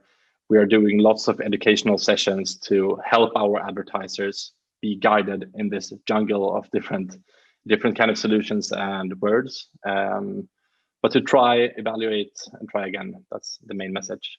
And watch digital presentations, great online resources of conferences like this. So that's clear from the advertiser side, and I know you work with a lot of advertisers as well, Jacob. So, you know, we need a better ecosystem. Carl's clients want to see progress on adoption. They want to feel trusted, like they're in a trusted situation. They can trust the providers. It's safe for them. Things are improving. Looking to you, Jacob, how can we build a better ecosystem? That's a great question. So just in general, so third-party cookies are already dead for 1/3 of the web traffic, and omni-channel approaches makes them less important. So I think there should not be a band-aid for cookies. We need a better path forward. So it's basically time to replumb the internet, so to speak. We need to put the consumer in the center, support privacy regulation, and show the world that we can be trusted, basically. So only by working together can the industry offer a solid alternative to the walled gardens on the open web.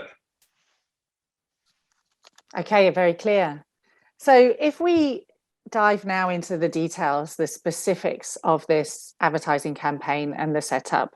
Carl, can you give us, can you lay it out for us? What was the objective? Can you tell us, I don't think we can name the brand today, but can you tell us a little bit about the brand and their category, the target audience, what they were looking to achieve, the message, and the setup there? Yes, so the setup, we were working with the leading Swedish independent media agency, Scream, and one of their advertisers, which is one of the world's leading health brands, helping consumers with weight management, recipes, and nutrition guidance. For the campaigns for this time and also otherwise, their target audience is both women and men, considering creating a change connected to their health situation, which is also connected to the campaign objectives, which is around signing up for their program. Okay, interesting. So why did you decide to work with Pubmatic on this? Well, first of all, me and Jacob have been knowing each other for a very long time, but mainly Pubmatic has always been a very progressive company, open for testing new solutions, and we share the same DNA as well as innovative, independent companies. Through great relationships and cooperation, Pubmatic were a natural partner for these kind of testing. Okay, and how did you go about getting the campaign set up? So we set up a traditional A/B test that were carried out across PMP deals on the mobile web, which includes both iOS and Android, as well as desktop. So the campaign was served without applying any identity solution for the first week. And then we were using the ID5 privacy compliant first party identifier on the second week, which was applied directly in the bid request on the second week of the campaign. So that was how we set the campaign up. Great. Thanks for those details. Jacob, turning to you, what were the results that you found for the campaign for the Verve Group and Scream? Yeah, so the results showed a 21% increase in reach across all browser types when ID5 was applied. Furthermore, Verve Group and Scream saw a 30% increase in reach on mobile web, rising to 90% on iOS inventory. Great. So, yeah, pretty good. So, great. So good to get these results. How do you move forward with these results? What's the next steps? How can you apply these results to improve the next campaign? Maybe you can answer that one, Carl. Yes, of course. No, so we will continue to explore, try, test, fail, evaluate, and try again to apply all the different kind of post third-party cookie solutions in all our campaigns. This is, of course, in line with our clients and our advertisers that want to make progress. We want that as well, of course, and to be part of a better ecosystem. And in the meanwhile, also see results in sales campaigns, KPIs as well. We will try to attach the ID5 solution to the majority of our campaigns as well, to see how things are moving forward. Adoption is one of the key objectives that needs to be sorted out, I believe, but we will be on their side to continue to try and explore the solutions. Okay, great. So adoption from more publishers or more advertisers? Yes. Or both, everybody, the ecosystem progress. It's great to hear you're walking the talk. You're advising advertisers on how to do this, working with the agency, and then evaluating and applying the learnings. Same question to you, Jacob. How can you apply the learnings from this campaign to improve what you deliver for advertisers across the board? So I think in general, we've been investing heavily behind audience addressability opportunity for several years and will continue to do so. So as a consequence, I'm pleased to share that today, the majority of the revenue on our platform now has alternative identifiers to cookies and IDFA. So since the launch, we've seen great number of publishers adopting our solution across the globe.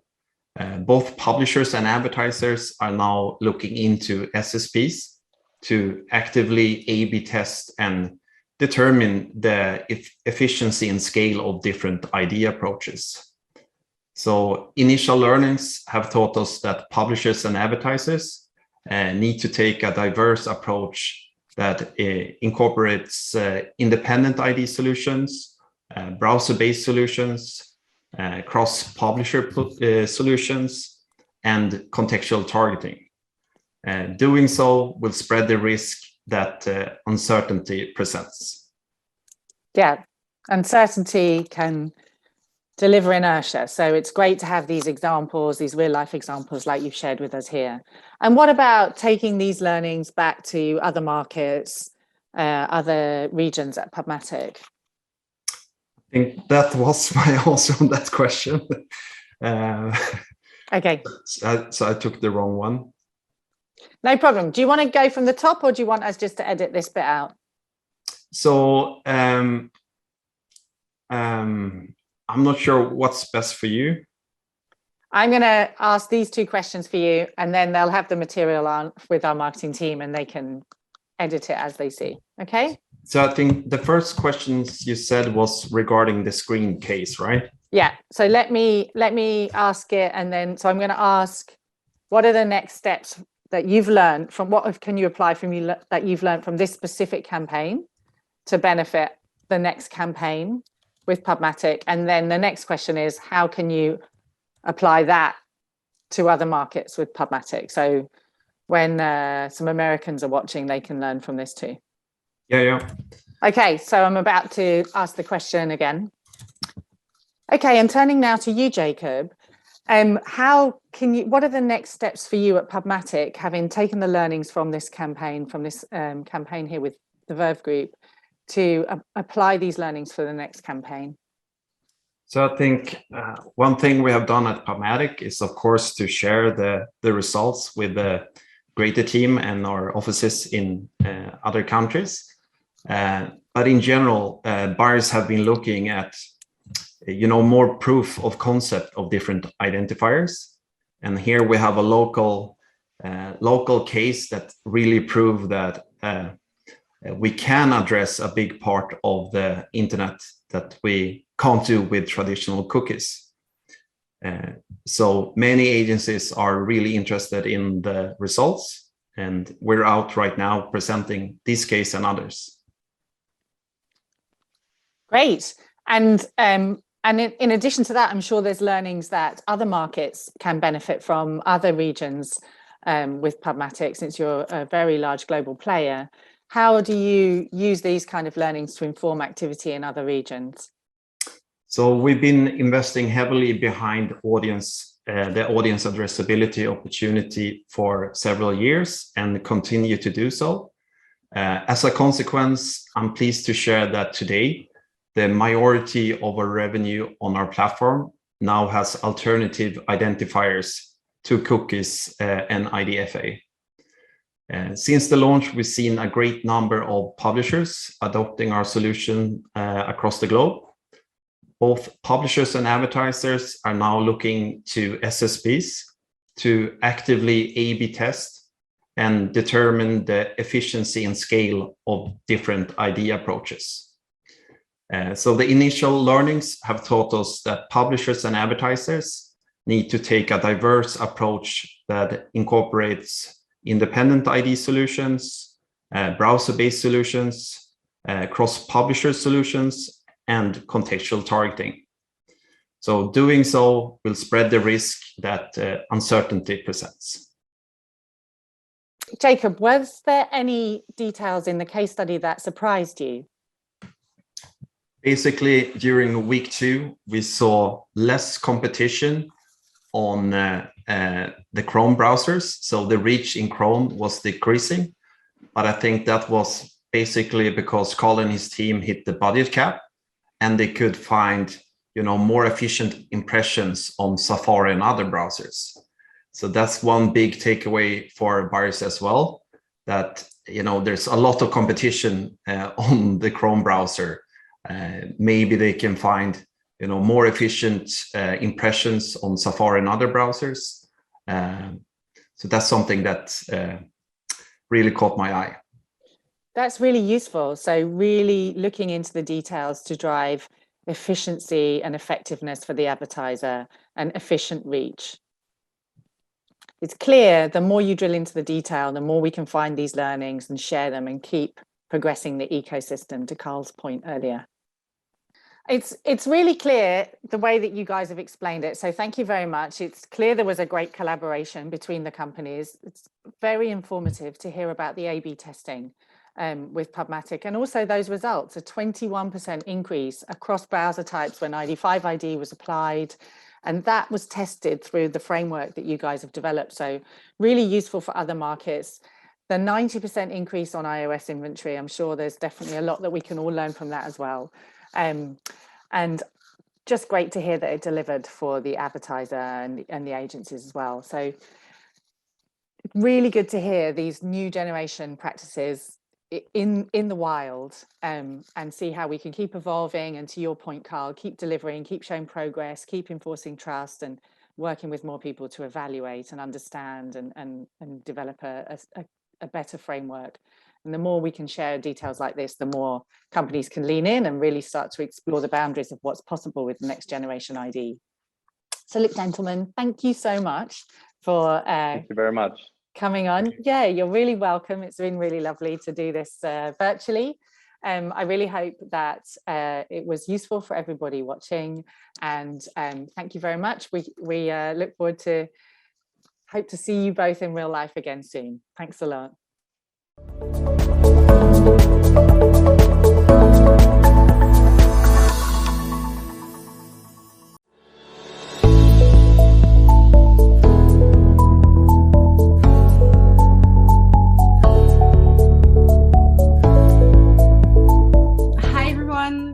Welcome. My name is Cecilia. I'm a senior product marketing manager at InMobi. Today we're here to discuss about the future of mobile identity in 2022 and beyond. And in this discussion, I'm joined by Jeremy Huber from InMobi and Davide Rosamilia from ID5. Before we start, I will let them both introduce themselves now.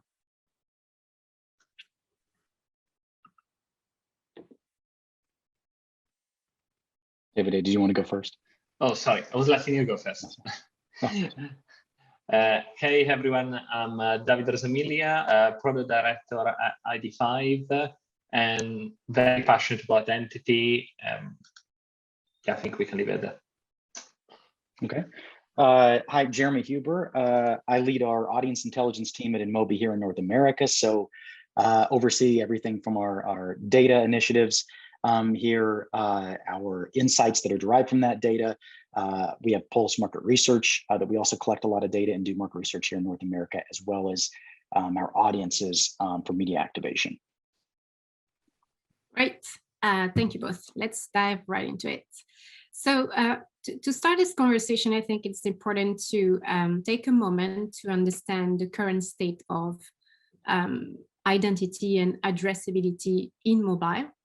Davide, can you shed some light on this topic? Sure, absolutely. So it's a very changing ecosystem and landscape. I mean, everyone would have heard about the recent or not so recent changes with classic identifiers such as IDFAs becoming less and less available in app, and as well third-party cookies not being available in Safari environment for quite a few years now.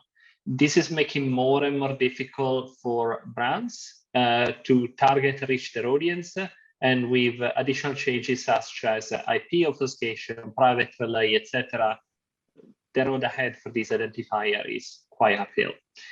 Europe has been particularly challenging as well because in app there's been historically and recently a limited adoption of TCF, and it's difficult to prove consent. And this is making it harder and harder for brands to be able to justify reaching this audience in a legal way to their legal teams, especially for big player. And last but not least, traditional identity solutions, such as certain device graph solutions, have been focused on connecting existing identifier. But with this identifier being less and less available, this is not working as well as it used to be. Okay. Jeremy, in your role, you work a lot with advertisers. How are advertisers reacting to the changes that Davide just mentioned? Yeah, I think, first, I think we should level set on a specific area here, which is that both consumers and advertisers want the same thing, right? We want relevant ads. Consumers want to receive relevant ads, and of course, advertisers want to put relevant ads in front of those consumers. And maybe a good example of that is I've recently moved down to Southern California, and a mobile publisher that I see pretty frequently on my phone has made a decision, or their media buyer on their behalf, to present Spanish language first ads to all users within this region. Unfortunately, my Spanish isn't as good as I'd like it to be, so that ad is lost on me, right? So it's a non-relevant ad to me. It's a loss for the advertiser. It's a loss for the consumer. And so again, we all, advertisers, publishers, consumers alike, prefer to have relevant conversations. I think the gap exists in what consumers are willing to share or give up in information or data in exchange for that relevancy. And so that's kind of the big question here, or maybe the challenge that we're all facing in today's landscape in the future.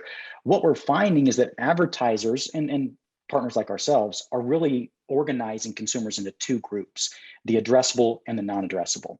Okay, and we have to prepare for both.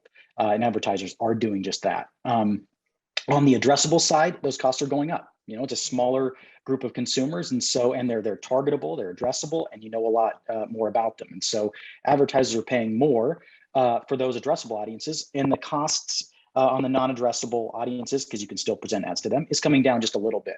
But again, advertisers are coming to us and us with our publisher partners to still try to have relevant, meaningful conversations with those consumers. Cecilia, on your side, what are you seeing maybe from the publisher side? I know I just gave the advertiser side. Are you seeing similar approaches, or?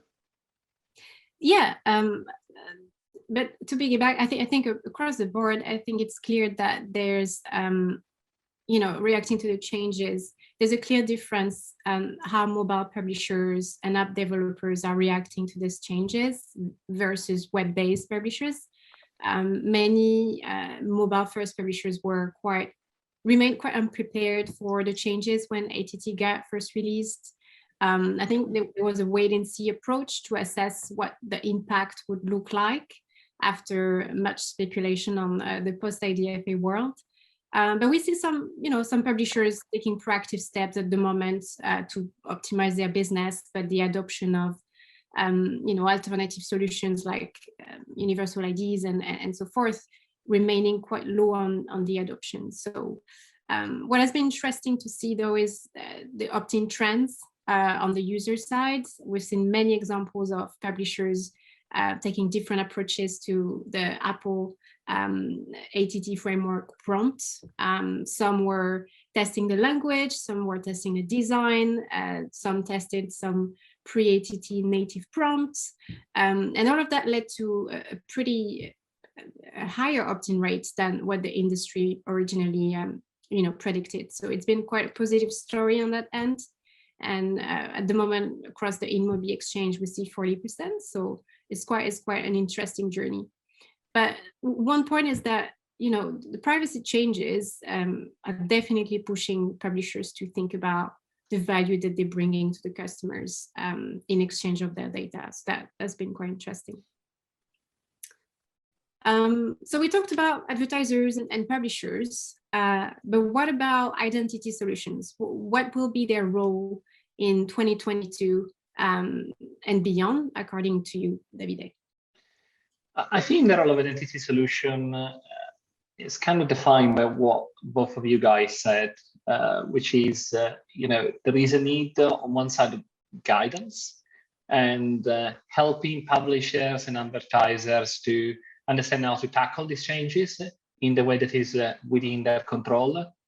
And also there is a more technical side, if you want, which is to provide a reliable solution that works with privacy, regulatory, and technical changes. So in terms of guiding them is to move them away from the traditional addressability of IDs that are effectively disappearing or becoming less available, and move towards more compliant, scalable solution, which are generated by consented data, whether these consented data are proprietary and are effectively defining the publisher data or not. And from an advertiser standpoint as well, is to be able to use this identifier as a reliable source that they can use, and therefore not having to struggle to keep up their audience number because of a new change, or the IDFAs are going down, etc., etc. And also to just level set and keep the same level in targeting and measurement across different channels and devices. Mobile app and mobile web have been seen historically as two different channels. Display, completely different channel. There are mobile team, there are display team, and whilst it makes sense to have different team within agencies, a lot of it is also because there has been some technical differences that have led to a specialism, especially for the audience part. So essentially, our role would be to take the burden off publishers and advertisers to keep up with all of these changes and let them focus on what they do best, which is buying and selling media, whilst the identity part is taken care of by a reliable partner such as Adify. I like what you say about taking the burden off the advertisers and the publishers. And on that, I think, how publishers can navigate the new environment is pretty much down to building closer relationship with their consumer whenever possible through transparency and building trust. It's important to explain the how, the why, the what in simple and clear terms to users, having that conversation.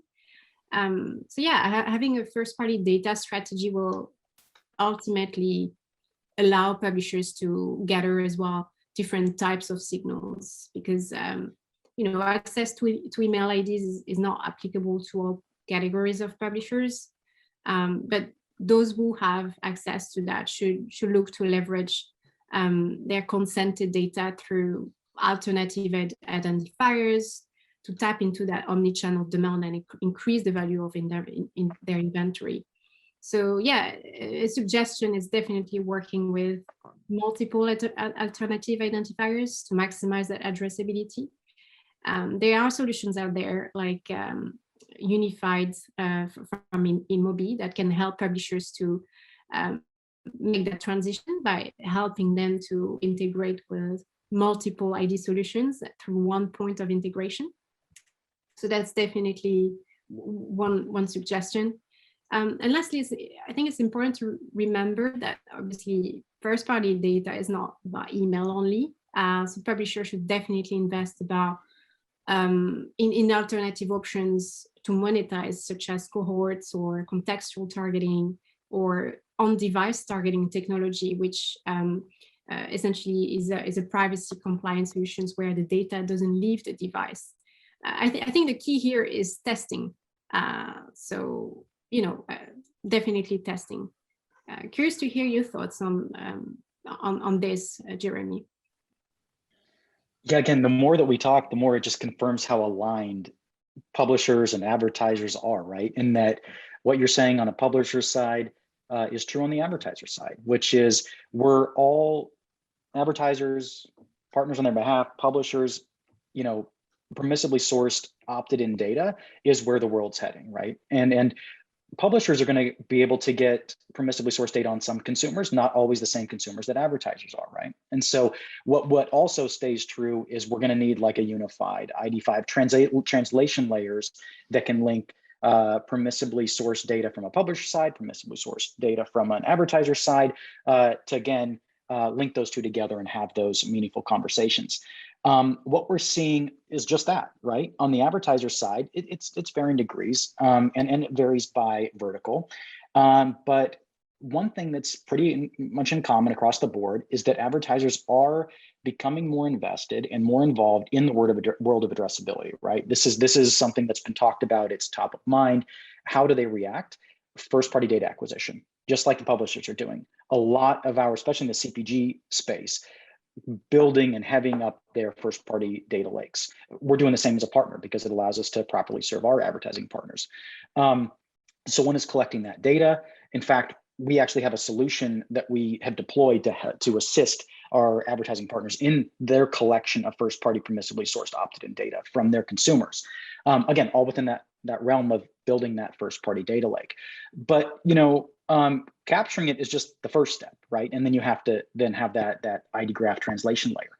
Another thing that we're seeing within advertisers in this new environment is those that have apps are significantly heaving up on app acquisition campaigns, okay? Because that's also a way that they can create that one-to-one conversation channel, right? So the more that they have within their apps, users within their apps, the more that they can have direct communication. Again, that remains to be a space that they're growing. Another thing that we're seeing is clean rooms, okay? So definitely the advertisers and the publishers and partners are all collecting permissibly sourced first-party data. Again, and it was said just a moment ago, with different identifiers, whether it's email or device ID or what have you, we can share that knowledge on consumers permissibly through and privately through clean rooms, and then deploy ID5 or other solutions for that translation layer for addressability. So again, step one is just trying to, and this is all addressability, addressable audiences, build that data, manage it properly, and then deploy partners and solutions to activate. The other thing that I'll mention, and we're seeing more of, and this goes to the more the quote unquote like non-addressable side, and Cecilia, you mentioned contextual. You have to get creative. On the non-addressable side, you have to get creative. Contextual advertising, historically has been, well, somebody's within a specific mobile experience or on a page or reading content, or you're engaging within a specific app. We're taking it in Mobi to different depths, okay? Because ATT opt-out users specifically have said that you can't target me within an app, which is fine. We still have the ability to present them with media, okay? And in MobiAd or others can still be presented to ATT opt-out users within an app, but you can't target them directly. They're non-addressable. A way in which we are empowering our advertising partners to respond to that is we gather, and we've been doing this for months, gathering permissibly sourced data on users of apps.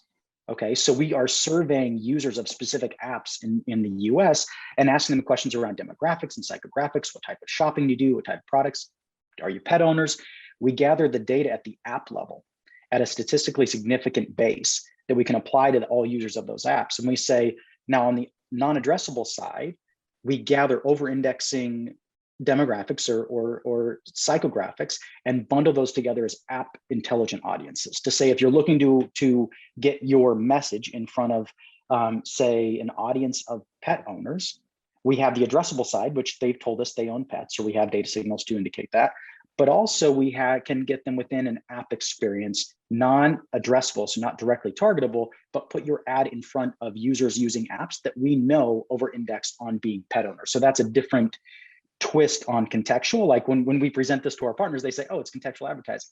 Yes, but it's not just that they're using an app, it's that we know users within these apps have specific characteristics for which you're interested in.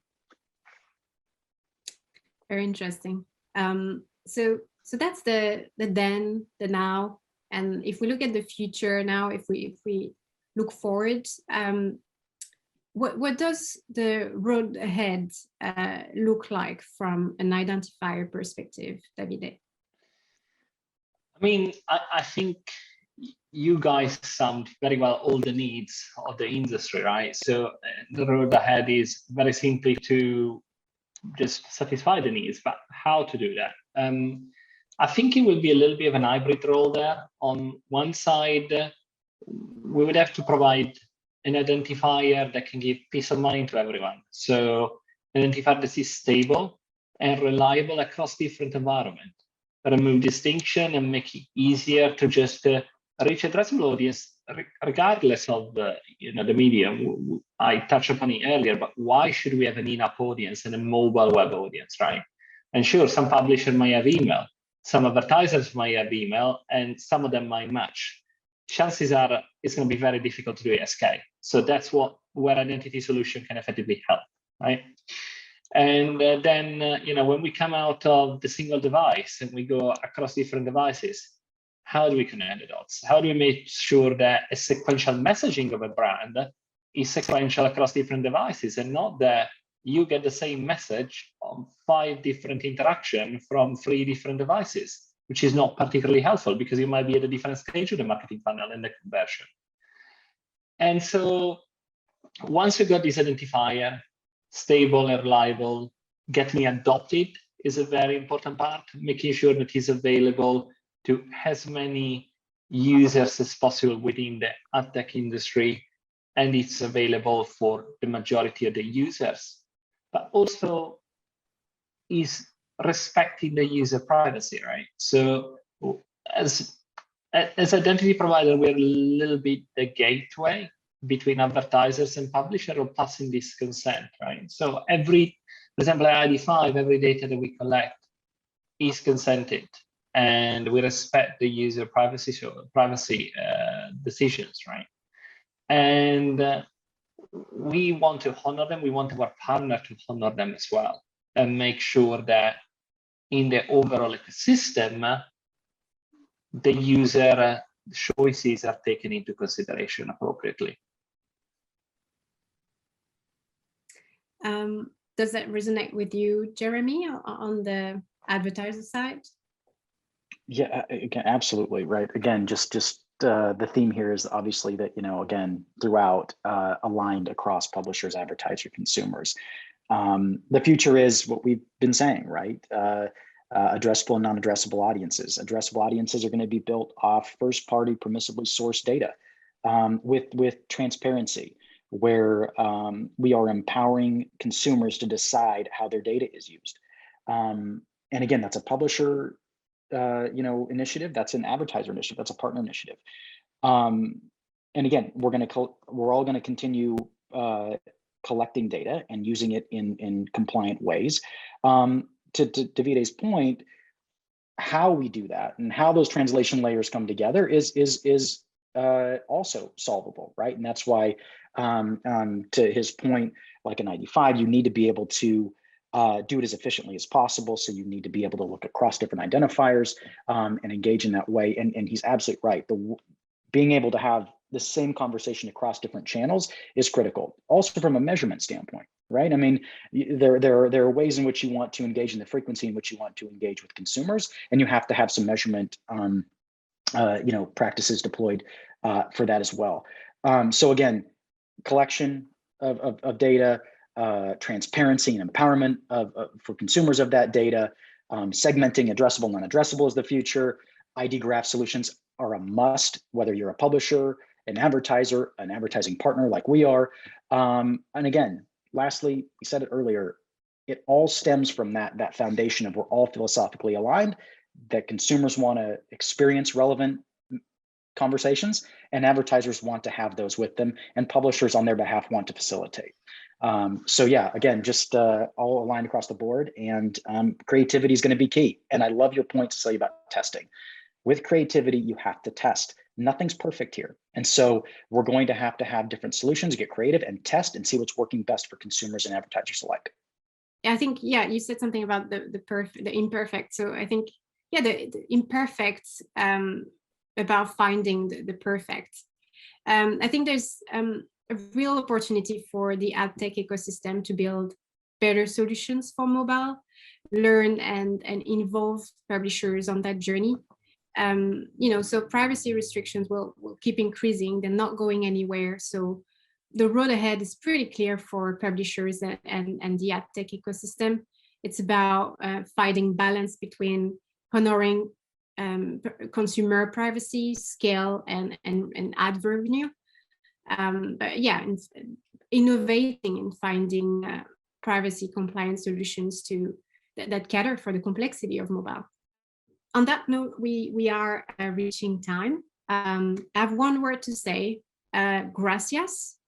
I don't know if you get what I'm saying. No, I'm sorry, I'm joking. But yeah, thank you very much both for taking part to this discussion about mobile identity. I'll try to practice my Spanish as well in the next few days. And thank you to the audience as well. Wishing you all a great day ahead.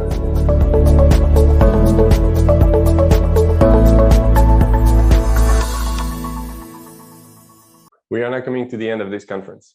Thank you to our partners for their support, Adform, InMobi, MediaMath, Piano, Pubmatic, and Smart. And thank you to the always amazing ID5 marketing team for putting this together.